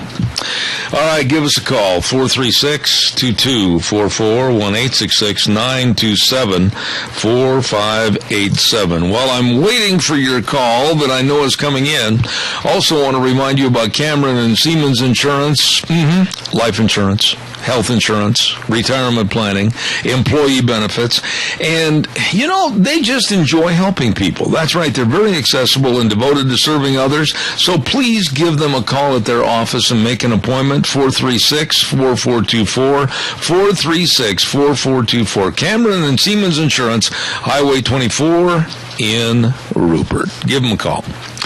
Let's see if Gina's right there by her microphone. Gina, you there? I ran away. Oh, don't say that. Okay. I would miss you dearly, you and Deanne. Yes. With my luck, you'd both take off on the same day with the same suitcase. Yep, and we'd be drinking margaritas all the way down. We got rid of the old boy! party. Hey, I got a question for you. I put that out in front of everybody. What would you like if you had to pick and choose as maybe a segment or a guest on this program that we haven't had that, as far as you're aware of, in the past? Have you got anything in particular? John F. Kennedy. These are people that I would like to interview, honestly. John F. Kennedy, Winston Churchill. Okay, those are going to be hard to get those interviews. Yeah, that would be hard to get those guys. As far as current people, if we could get them on the air, John Boehner. Excellent choice. I would really like to pick that man's brain and honestly kind of pick at it and maybe give it a couple stabs. Can I the frontal lobotomy? Let me interrupt you there and be rude, but I want to pursue your vein of thought right there with Boehner. That's why when I was on with Frosty earlier, I said I would like to have, and I hope you'll respect what I'm saying, a no-holds-barred, forget the protocol, forget the pomp and circumstance interview with Obama. Honestly, and I wholeheartedly agree. This man has, and honestly, kind of funny thing, I was actually thinking of what would I say to Michelle Obama and Barack Obama, because let's rewind to what we were talking about, I think last week or the week before, where she had encountered racism because somebody at Target asked her to reach something down on the shelf. Yes. So remember that whole conversation. So I was thinking to myself, if I had a chance to ask Michelle Obama or, the president, their line of thinking on this, and why is it that they automatically think it's racist? If somebody's asking for you, it has no difference to do, and it has nothing to do with color. This person was short. She needed help. Yep. She needed can you please, hey, if somebody asks me, sure, no problem, grab it off the shelf. Obviously, your height challenge, so I will help you out with that. But with the first family, I'm going to give them a little bit of a respect here, even though they really don't deserve it. With the first family, it's like they automatically are just like, oh, it's all about race, and it's all about... Yeah. No, it's not. Whatever happened to... Forget about your race color. I don't care if you're purple. I don't care if you're yellow or green. I don't care. As long as you're a human being, we all bleed the same color, which is red. Help out. I would say if I were given the opportunity, seriously, to sit down in a chair right across from Obama, and remember now, we've already set the accord for this, that it would be a no-holds-barred, okay?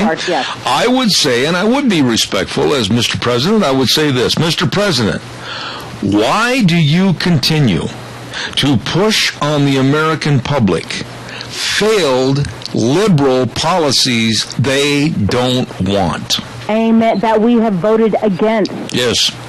And that's the truth. You know it's the truth. Yes. I want him to address it in a manner where he can't back out. And when he starts to hedge, and he starts to rail, and he starts to filibuster, have the opportunity to interrupt him and say, no, that's not true, Mr. President. Yeah, because we can pull the facts and figures. Okay, so 82% of American voters said that they didn't want this. 57% of American voters said no, that they didn't want this. Look at the Keystone Pipeline. Look at the Keystone Pipeline. Look at the Affordable Health Care Act. That's right. I mean, there's so many other different things. And then, okay, so we would also have to ask him about executive orders. That's right. Okay, so you are circumventing and skirting the backbone of the American Constitution and what it stands for and the three executive branches, and you're skirting that just so you can get your way.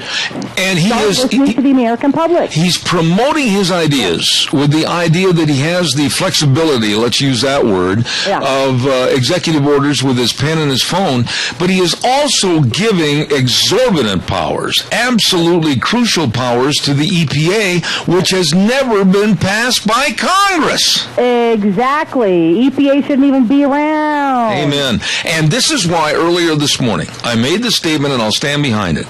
I think that this next State of the Union address that's going to happen in a little bit more than 2.5 weeks is going to be so critical, because I honestly believe he's going to come out on an attack on energy. He's going to come out on an attack on the low energy prices, because it's defiling what he wants of $10 a gallon gasoline so that nobody travels anywhere. He's going to come out absolutely in favor of the EPA, more legislation and jurisdiction, and he's going to come out against more taxation, which is going to limit us as to what we can do as free citizens. I completely agree. And then I would actually have to ask him one more question. Why is he dividing the country, i.e. via race? I agree. Why is he doing that? Basically, what he is doing is he is negating everything that Martin Luther King Jr. fought so hard for. He is pretty much whitewashing it all, and I'm not meaning to be rude with that pun, but basically he's just negating exactly everything that the 1960s movement stood for. And really, when you come right down to brass tacks, and you got to be honest about this, the man is not, and I've said this before on my program, he is not the first African-American president. He's not African-American. He is mulatto because of mixed blood, white, Caucasian, and Negro. And why can't he be the great uniter in that case, where he has mixed blood in his background, where he is, not of any one race. He is mulatto, if anything. Why can't we have this man be a unifier instead of a divider? Exactly, and honestly, that's what he's going to be known for. Honestly, I think he is going to be the great divider of the United States of America, and that is going to be his legacy, unfortunately. I agree. Enjoyed the conversation with you, and we'll take some calls. 436-2244, 1-866-927-4587. What are your thoughts? I think the next 2 years with this president are going to be extremely divisive. I think we're in for the old adage, there's trouble in River City. We're in River City. Don't forget at Lee's Furniture, Floors, and More at 459 Oberlin and Burley, the great big January warehouse clearance. Holy cow, listen to this.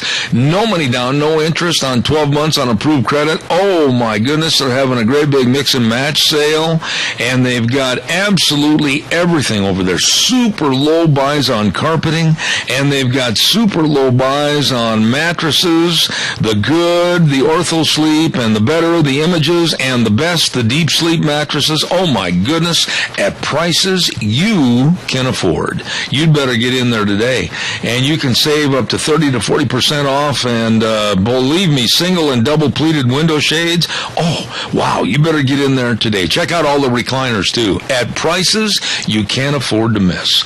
And that's at Lee's Furniture, Floors, and More, 459 Overland in Burley. You stop in and see them today. Oh, golly gee, give me a call, 436-2244, 1-866-927-4587. I'd love to hear your opinion on some of this morning, so give us a call. While I'm waiting for your call, I know you're dialing, next hour we're going to have former United States Congressman John LeBoutelier from back in New York City, and he is on the Fox Network, and he has a show called Political Insiders. And he's going to be on our program talking about this new Congress and what he thinks about the same old good old boys network. That's going to be coming up next hour. And then at 10:30, I also want to highlight at 10:30 this morning, we're going to be listening to Speaker of the House and Representative Scott Bedke. And he's going to be telling us all about the beginning of the 2015 great big legislative session next week and what we can expect. Wow, Gina, this is the first time this has happened to me, and it's a bad day, the first day of the new year. I lost my guests for this last 15 minutes. They couldn't come on, and I have absolutely nothing for about 3 minutes to kill time here this morning. You want to play a song? No, I don't want to do that. I just thought maybe I'd sit here, twiddle my thumbs, and I do have one subject that bothers me. Oh, what is that? And that's the transgenderism that's breaking in through Hollywood and being forced upon us on television shows. Right. There is a person, and this ought to make you turn over, Laverne Cox was voted the best transgender breakthrough on a program called Orange is the New Black, and they found out that person that plays the transgender really is a transgender and has won this award. So they typecast and got a real person to do this, and it's what they say, leading the charge for more transgenderism on television. I can't say that I'm very impressed with that. I'm not either. It makes me just kind of skin crawl a little bit. Yeah, we've got Al on the phone. Oh, good. We'll take that call. Good morning, Al. Thank you. Good morning. Yes, sir. I heard this morning about one of the callers called in about Christie being at the Dallas Cowboys deal. I mean, what's the big deal? Yeah. Oh, he's a Dallas Cowboy fan, for hell's sake.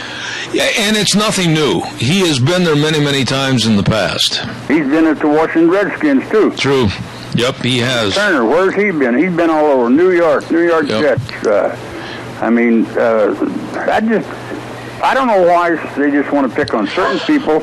For hell's sake, let's get along like we're supposed to be Americans and knock this old backstabbing stuff off. Well, and it's nothing new for a lot of politicians to go to various games. Whether you mention like the Washington Redskins or whatever.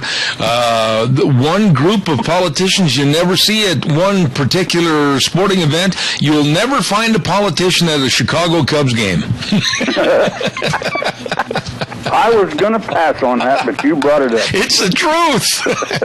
Hey, but you know what? The new owner, Ricketts, which is a relative of my wife. Oh, boy. Yeah. I want to tell you something. I was supposed to go in and get my car serviced this morning from Schwab. Yeah. And that place is busy. You have got two finest places of business I have ever seen in my life. Well, I appreciate that. Schwab's and Western Waste. Well, I tell you what, I appreciate you're always giving a good personality profile. Al, God bless you, man. Thanks much, and we'll talk to you later. Okay. All right. Bye-bye. Callers, we'll take some more next hour of John LeBoutelier coming up. Don't forget that. We'll be back in 6.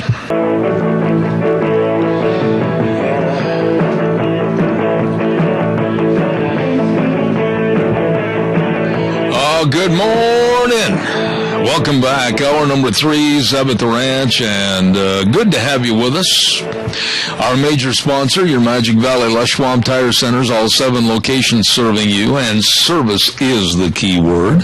And along with our friends like great advertisers like Western Way Services, always at your disposal. Get on the route service today. Kelly and the rest of the crew, locally owned and operated, 734-6969.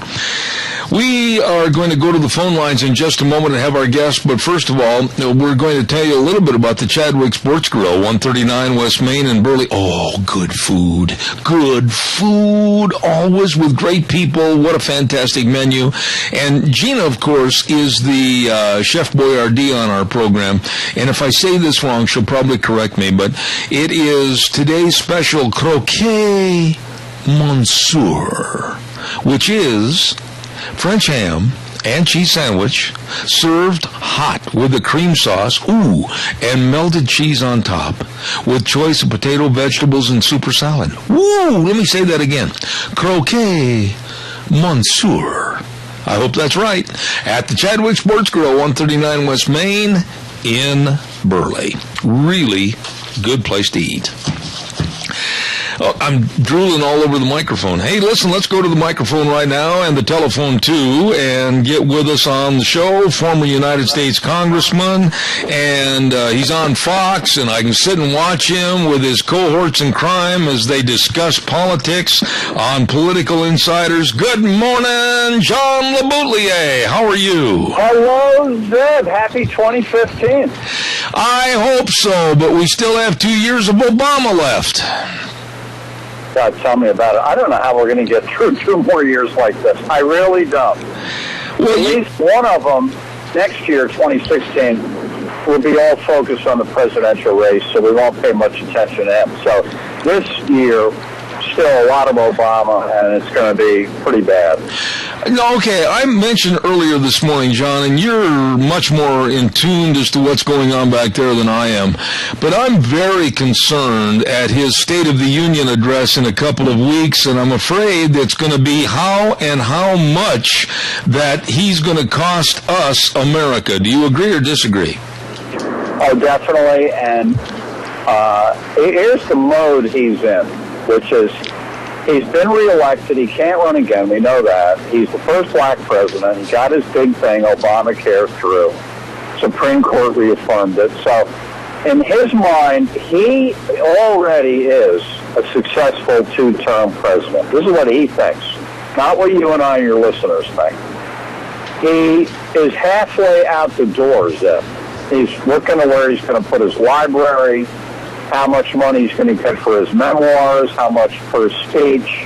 I found it. The guy is not focused on the process of government.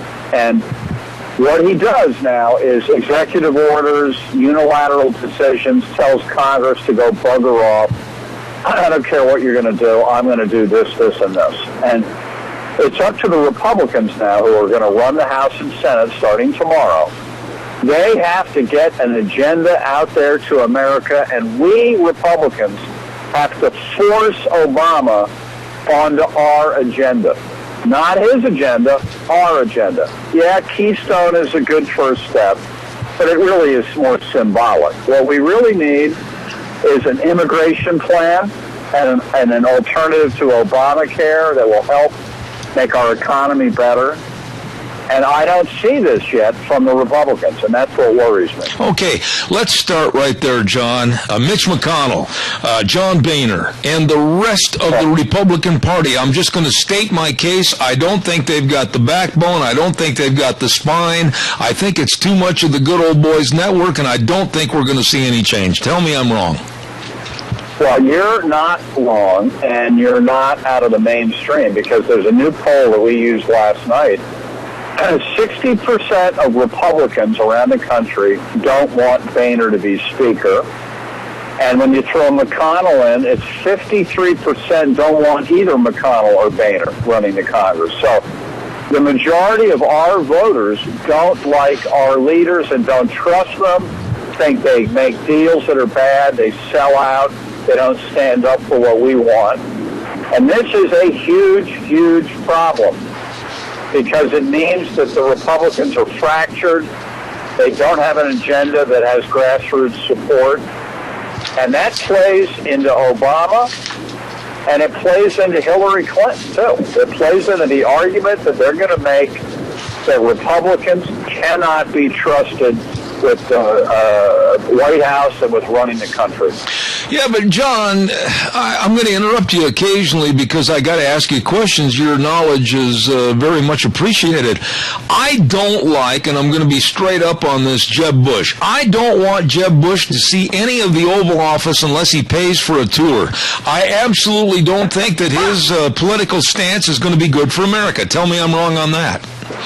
No, you're right. I mean, he's not a conservative. He wants amnesty for illegals. He wants Common Core, which means more federalization of our educational system, which is not the Republican way. And he's a Bush, and we've had two of them. And here's what we got from the two. All right, the first Bush screwed it up, and we got Bill Clinton for 8 years. The second Bush screwed it up, and we got Barack Obama for 8 years. God knows what we would get after Jeb Bush. I don't want any part of any more Bushes, and I don't think a lot of Republicans do either. Yeah, but John, who are the Republicans going to go around? I mean, there seems to be this animosity in the split naturally with anybody like the Marco Rubios or the Gaudis or anybody like that. None of the new blood's going to get a chance to get in the water. What are we going to do? We're stuck with the same old, same old. Yeah, well, that is a problem. Unless something in the next year comes along that sweeps the GOP up. Pat Caddell was a Democrat and made a career in the Democratic Party of running insurgencies against the establishment, George McGovern and then Jimmy Carter in '76. Pat talks to me every week off the air that the Republicans are ready for an insurgency, that the establishment is unpopular, just like we just talked about Boehner and McConnell and the Bushes. And if you got the right insurgent to come into the party in the primaries and run against the establishment, it's not impossible that guy could win. Take over the Republican Party. It's not impossible. On the other side of the coin, though, I just don't understand Hillary Clinton. I don't understand the magnetism that she has. I don't understand why everybody has already lifted her up on the podium that she's going to be the next president of the United States. Is there any way the Democrats will see past her and put somebody else in? Yes. First of all, there was a front-page Wall Street Journal story today where the Wall Street Journal went out to Iowa and talked to half the county chairman. There are 99 counties in Iowa, and they talked to 45 of them or something, and found that her support was very soft, not enthusiastic, that people had the same thing that you do, Zeb and I do, which is what makes her so great. Other than the fact her name is Clinton, she's a crummy candidate. She's been around forever in a country that likes new people, new things, new ideas. She's just plain old. She's been around forever. And she's not a liberal, and to be nominated by the Democratic Party, you need to be a liberal. And she has pushed herself towards the center, and it bothers the real liberals in that party on Wall Street, the wars in Afghanistan and Iraq. She's not a lefty in their eyes. What about Elizabeth Warren, John? You know her far better than I do. I'm very afraid of this woman. She's far to the left of Hillary, and she's already proven herself as a liar in politics. What are your thoughts about Elizabeth Warren? Well, I don't like her either, but I think that, and she keeps saying she's not running against Hillary in 2016, so I guess we have to take her at her words, but if she were to run, the left, which dominates the primaries, they're crazy about her. And she's the perfect candidate, a woman, to take on Hillary, because it diffuses that whole first woman argument. By the way, I want to go back to something you said when you said that you don't understand Hillary's magnetism. I don't think there is any magnetism. I think it's all hyped up by the media who want her. But the reality is, when you watch her on TV, when she did the book tour last spring and summer, she was terrible. She couldn't answer softball questions. She's not a good public candidate at all. All right, now that being said, I want to talk about certain issues right now, one of which is the EPA. John, out here in the West, we're very afraid of what the EPA is going to do to even increase their already kind of Gestapo-like powers on water and other issues. How concerned are you about what the EPA is going to do over the next 2 years? Well, I share your concern, but I have a hope that the Republican Congress will use budgetary and hearings and stuff to scale back the power of the EPA. I mean, I think this is going to be an area the Republicans are going to push and Obama's going to push back, but they're going to have to make a deal on something because the members of the House and Senate are hearing from a lot of people. And it's a big deal to a lot of people. It's a business and job killer. And in a country that's desperate to get the economy growing again. When we talk about the EPA, John, naturally I have to go right into energy. We're seeing a bubble that has burst, and we're seeing oil prices that have significantly put some more money in the consumer's pocket due to lower prices. I, however, think this is going to be short-lived. What are your thoughts about the energy in this country? Well, I think what's going on is you have the crash in prices down to $60 or under a barrel. But before that, it was way high, and while it was high, entrepreneurs got into the energy business and came up with innovative ways like fracking, like the drilling techniques where they go back to already mined wells and find little deposits and still get it out. And through all that, we've glutted the market with oil, and the price has gone down, which is good for the consumer, even though the environmental left is against nuclear, against offshore drilling, against Keystone, against all this stuff. Despite that, this entrepreneurial spirit has been able to come up with new sources of energy here in America. And it's a great example of the free enterprise system working. Now, I don't know what's going to happen down the line, whether it's going to go back up or not. I guess logic says the price will go back up. But whether it goes up to $150 a barrel or something, I don't know. I think that there's a heavy supply now, We are producing a surplus. We don't export much oil, Zeb, because federal law prohibits it. Mm-hmm. So we're really, for the consumer, we're in a good period right now. I want to talk to you a little bit about immigration. I am very concerned that the American public is being duped into thinking that Obama's a white knight on a charging white horse over this immigration, saying that he's going to make amnesty for 5 million, when in essence it could be 20 million or more due to the fact of our open borders and family situations, etc. How concerned are you over this immigration plan? Well, I think that we need a policy, and the Republicans need to come up with an alternative to what the president is hinting at.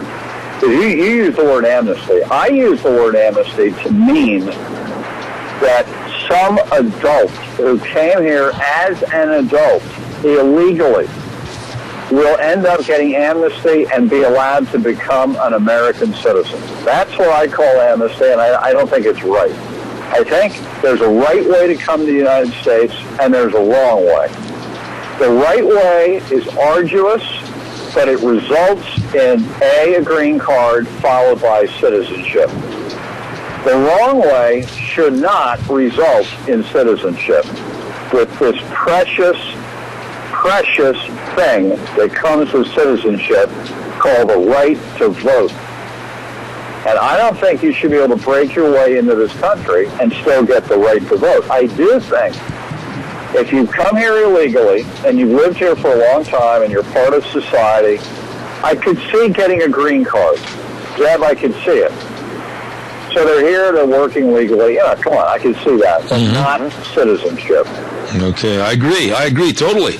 What about going back to the H-2B and H-2A programs that we used to have that seemed like it was a workable situation? Why can't they go back and refund those? Well, they could do that. And when you mention the border, the first thing we need to do is get the border sealed up, so that when we have these discussions publicly as a country about, are we going to give them green cards? Are we going to give them amnesty? Whatever we're going to talk about, the left will push this amnesty thing. Every time it looks like there's going to be an amnesty, bang, hundreds of thousands of more start streaming up to our southern border to get in here and get their mitts on whatever this new amnesty is. Mm-hmm. Happens all the time. And that's why we really shouldn't discuss the immigration issue until the border is sealed. John, one final thought here this morning, and I want you to elaborate a little bit on foreign policy or the lack thereof. I am absolutely concerned that we're aiding and abetting our enemies and basically spitting in the eye of our allies. What are your thoughts? Well, first of all, I've come around on this myself. The enemy is fundamental Islam. That's the Muslim Brotherhood, that's ISIS, it's Hamas, it's Hezbollah, it's the regime in Tehran.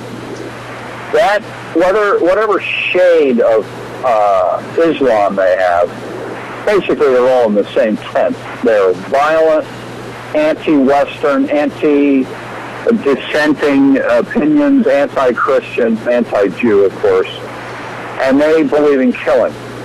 It's the one religion that really does condone killing, and I think we can't put up with it. And I think we shouldn't put up with it. We should make it very clear we're not going to put up with it. Obama not only put up with it, Obama encouraged the Muslim Brotherhood in Egypt and is responsible for them taking over in a revolution, blowing out Mubarak, our ally, and taking over that country. Thank God there was another revolution that threw them out. But we got to toughen up here and realize these people want to kill you and me. If we're not believers, death to infidels who don't believe. And that's how they rule.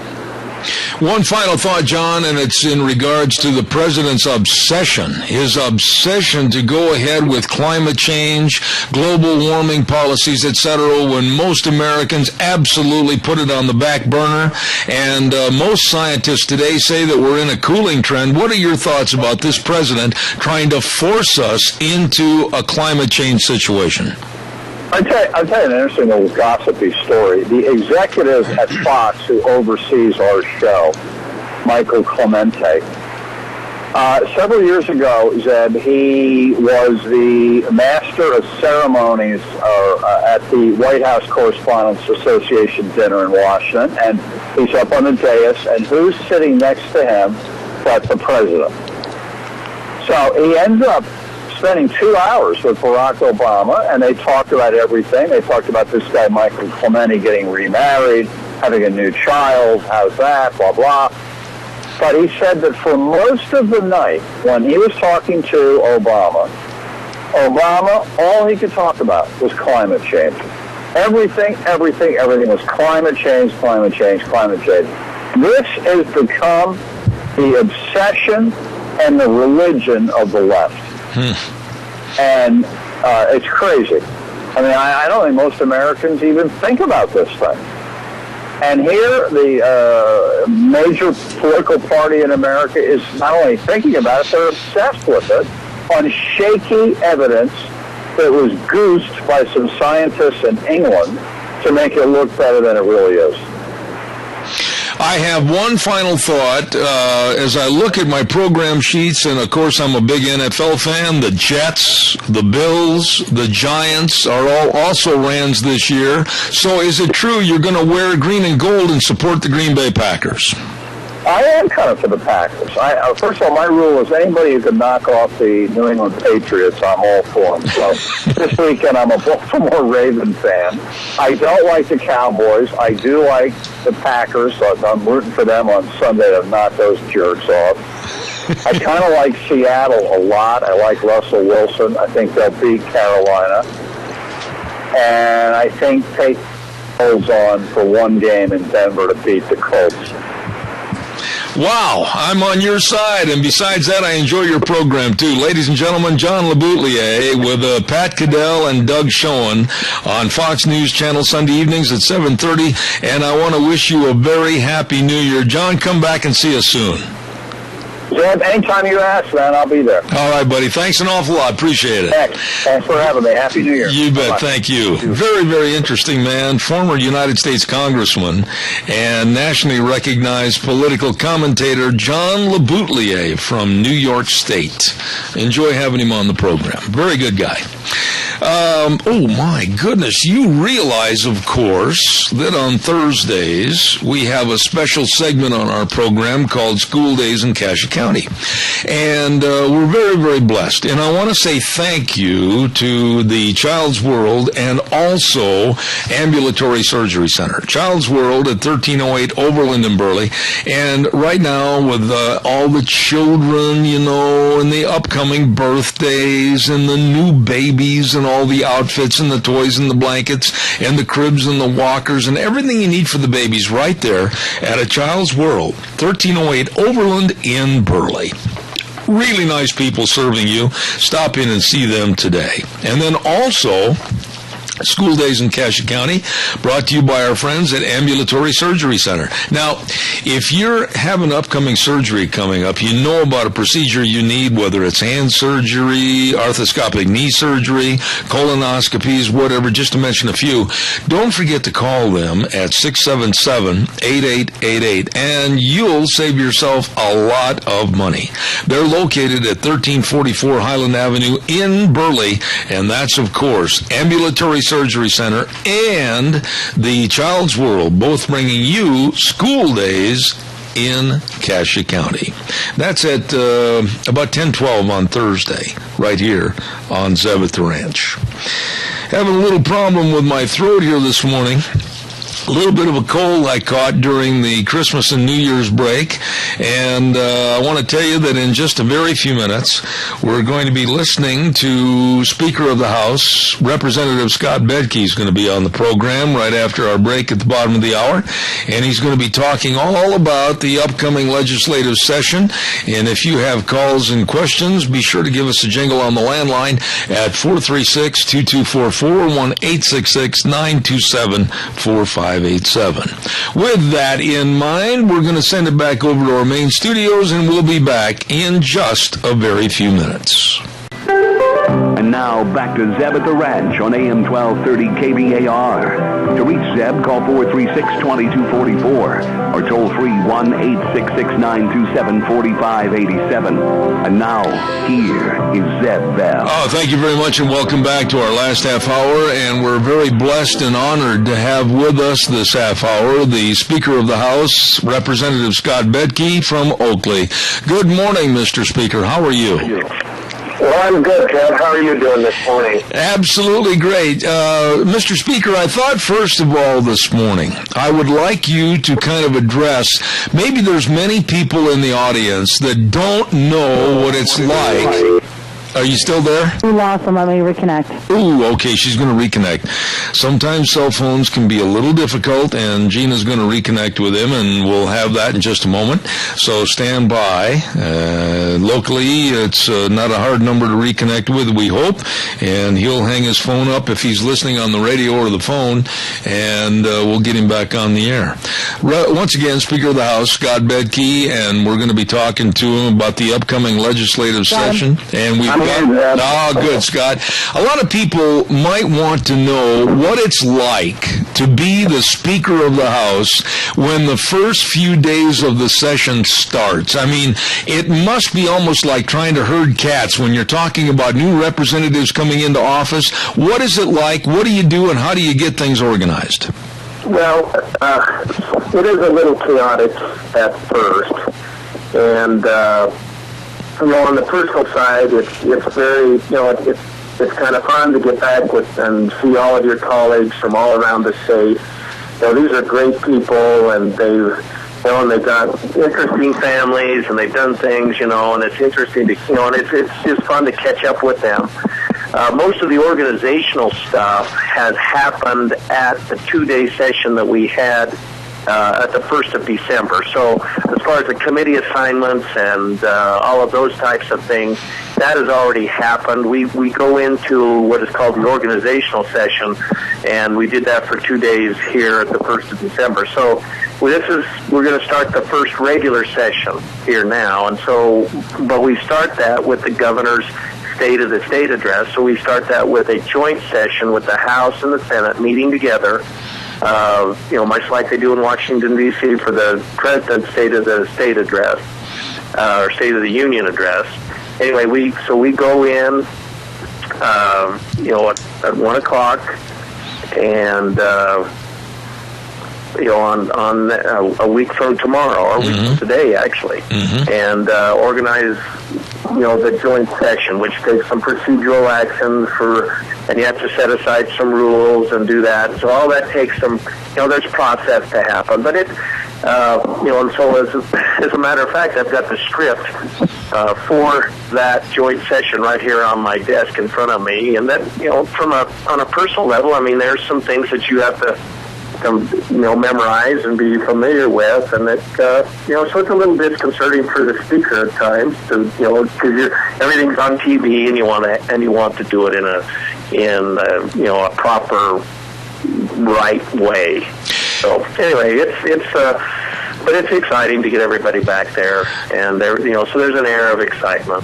Scott, and the first couple of days are like that, and then everybody gets down to work by the end of certainly by the middle of the week. By Wednesday, we'll be having regular committee meetings, and but most of the committees will be doing rules review and making sure that all of the executive branch rules that were promulgated in the last year are in accordance with the law that we passed that enabled them to promulgate the rules. So it's a busy time.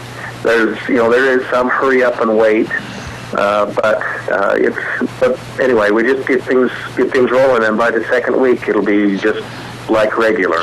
All right, Scott, what do you think will be the real hot topics of this legislative session? And will this session be as tumultuous and chaotic as perhaps past sessions?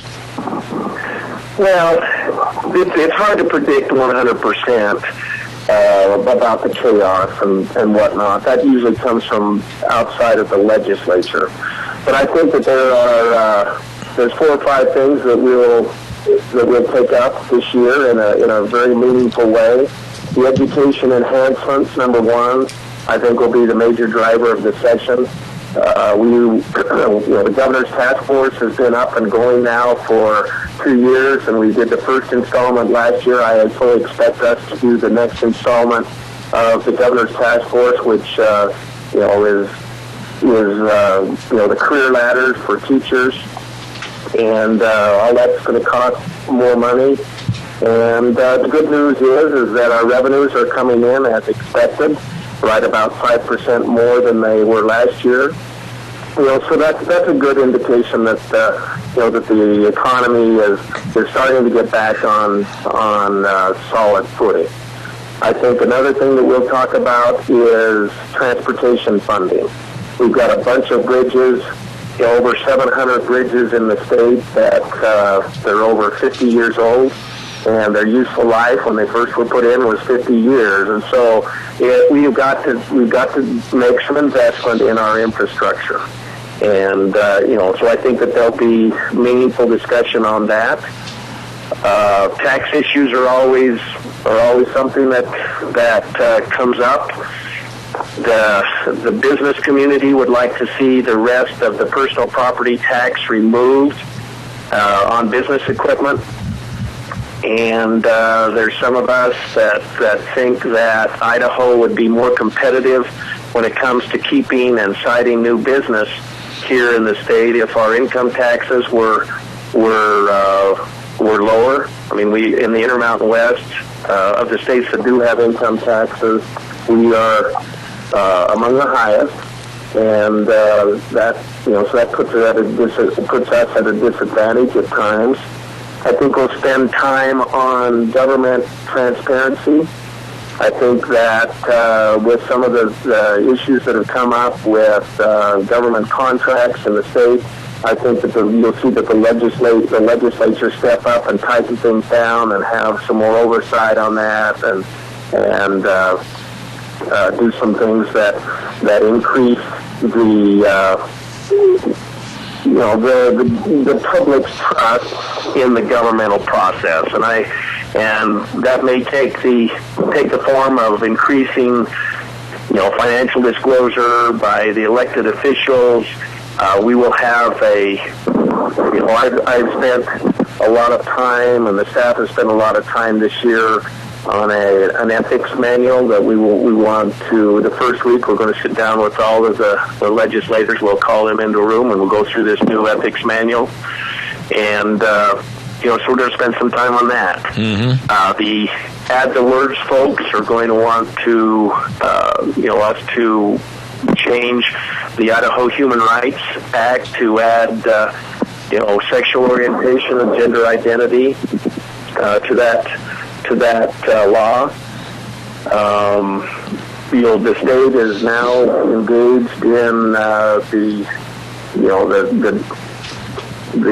defense of our marriage definition amendment in our state's constitution, and I'm in hopes that the United States Supreme Court takes that up and that we're successful there. Absolutely. There'll be some talk about expanding Medicaid. There'll be plenty of things to talk about this session, Zeb, and each of these major areas that mean a lot to certain groups and to certain individuals, and every one of them impacts all of Idaho citizens. There's plenty to do. Let me just jump in here, Scott, and ask you a couple of poignant questions about some of the categories you mentioned. One of which comes to mind is the transportation funding. I know the roads and the bridges and everything need funding, and I think that most of my listeners would agree that, yes, we realize it's got to be paid for, but like on a federal level, people are really full of animosity when we have to pay higher taxes to the federal level because that money should be earmarked and left alone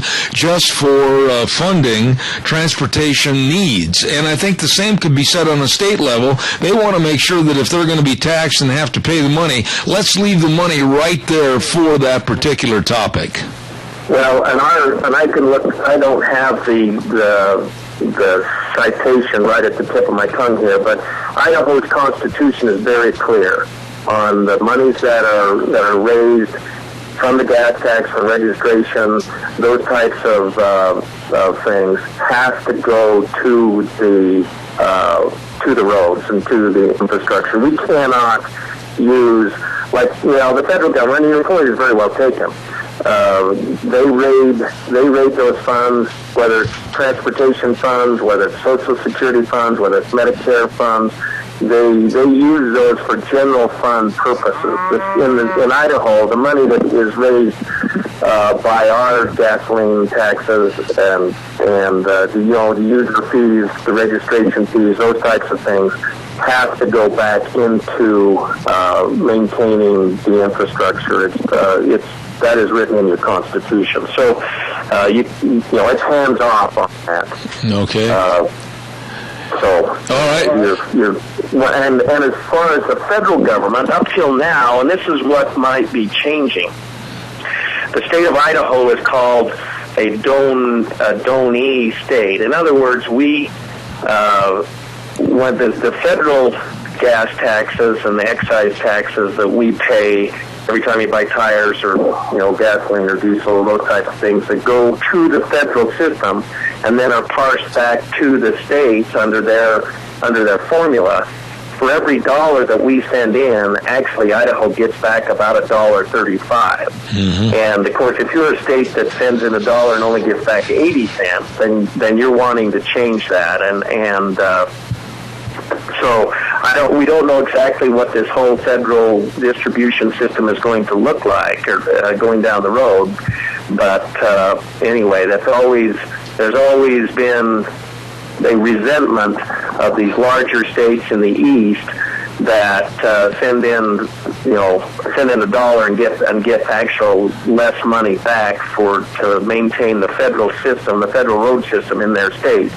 Of course, in the West, we say, well, give us back our federal land, and we'll have plenty of revenue to maintain our own roads. We'd really like to be independent and not dependent on the federal appropriation process at all. Absolutely. But anyway, so those are issues that always come up. All right, we have a caller with a question. Quickly, caller, for the time remaining. Go ahead, please. Yeah, I've heard it said that they wanted to raise the gas tax, and I think that's a bad idea because I think with the price down, at least for right now, I think there's more people driving and going places, so you're getting more money now out of it. Okay, Scott, would you respond to that over the air, please? Well, there's a couple of issues with the gas tax. But the caller is driving a vehicle that gets much better gas mileage than the vehicle that he drove 25 years ago. And so the gas tax that is, so the 25 cents a gallon that is levied per, on every gallon purchased now does not go as far as it used to.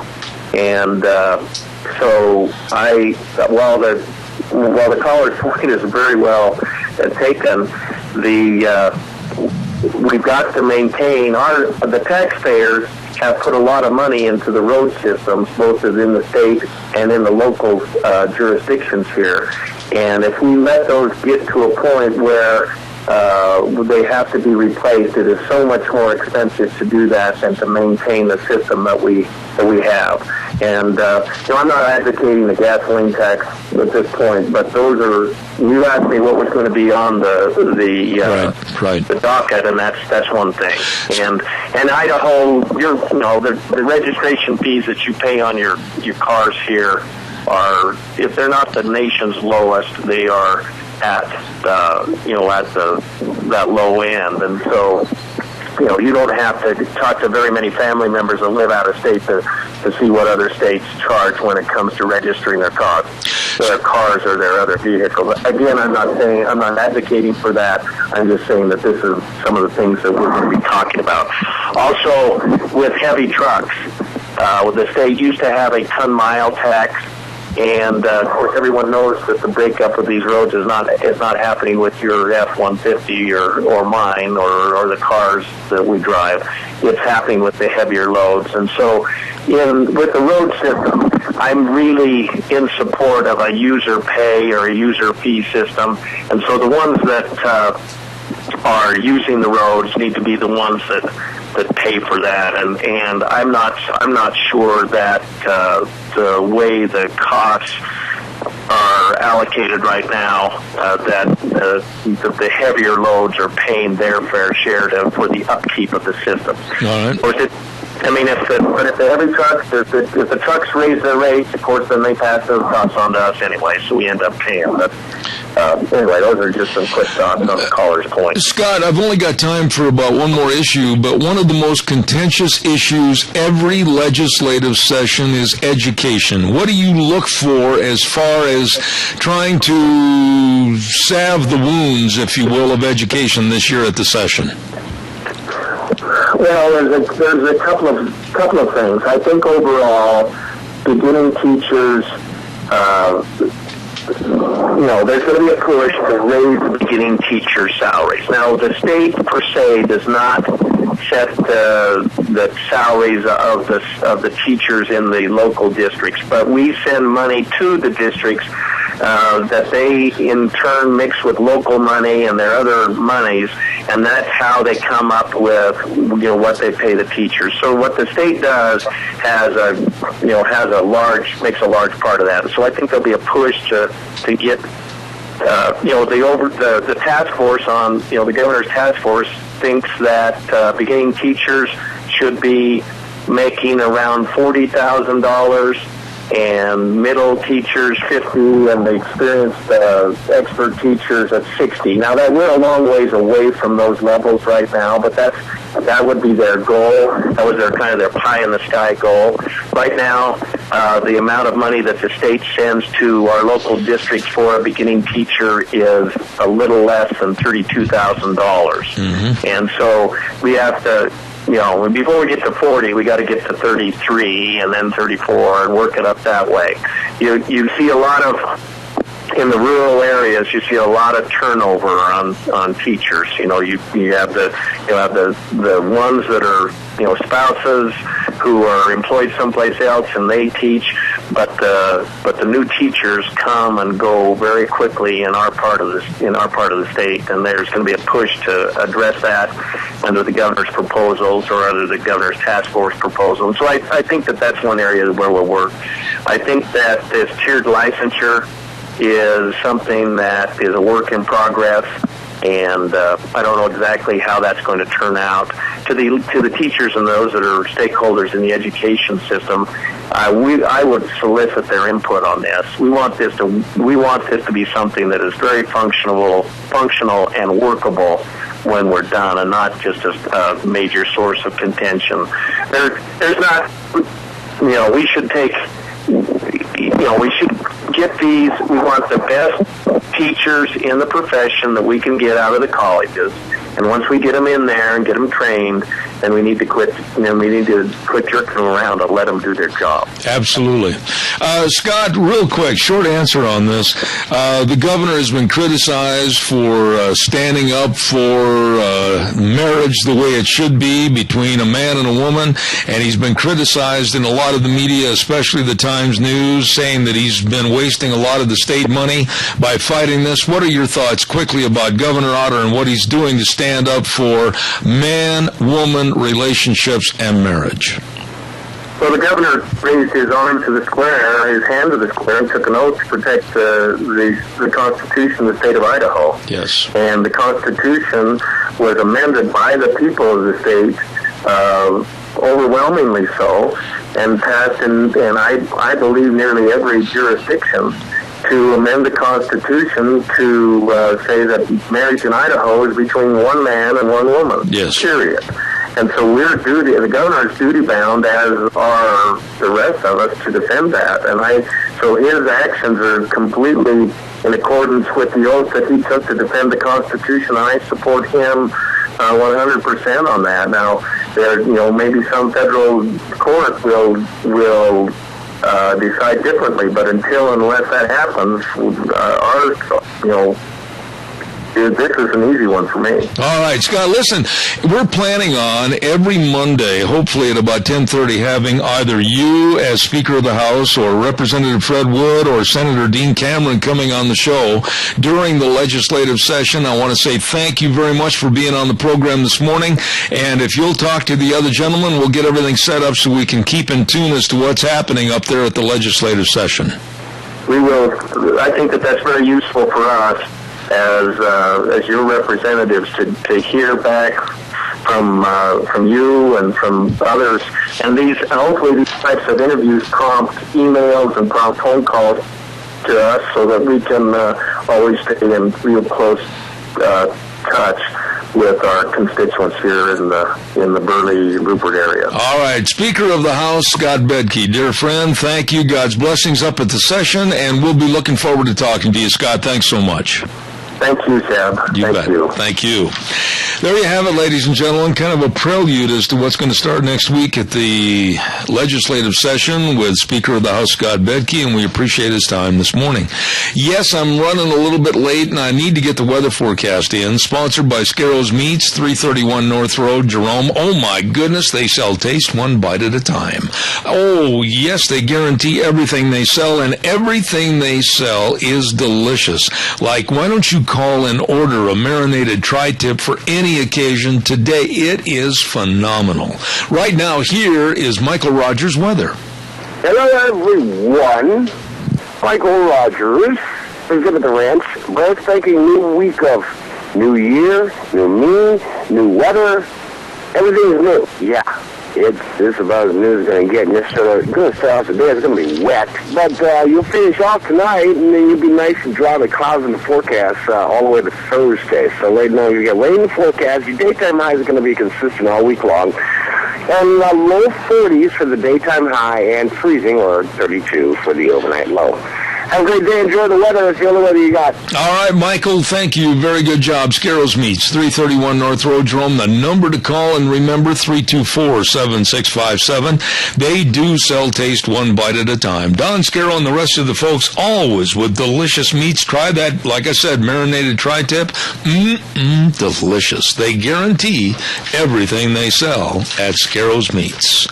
By the way, we want to say thank you to our major sponsor for all that they do and have done for us in the past, and that's, of course, your Magic Valley Les Schwab Tire Centers, all 7 locations serving you, and they've got all the traction tires, they've got all the studded tires, they've got all the tire change, and they have absolutely the best in brake service. If you need to have your brakes worn on, you stop in and have, like I said, any one of the 7 locations serve you. They also have the best in front-end alignments, shocks and struts, and batteries. If you've got an old battery that's been out there for a long time in your 4-wheeled wonder, stop in, have it checked, and you may need a new one, and they've got the best right there at your Magic Valley Les Schwab Tire Centers. With Lane and Rupert, Dave on Blue Lakes and Twin, Mike and Buell, Mike and Jerome, the Twist family in Paul, John on Poline and Twin Falls, and Randy on Overland and Burley. You better believe it, your Magic Valley Les Schwab Tire Centers. We're going to call it a day, and tomorrow, we're still working on some of the people for tomorrow. We've had some changes and some cancellations, but we're going to for sure have Dr. History here in the studio tomorrow. We're expecting to have Ryan Moy from Washington on the air with us, and also Casey Given and many others, along with your phone calls.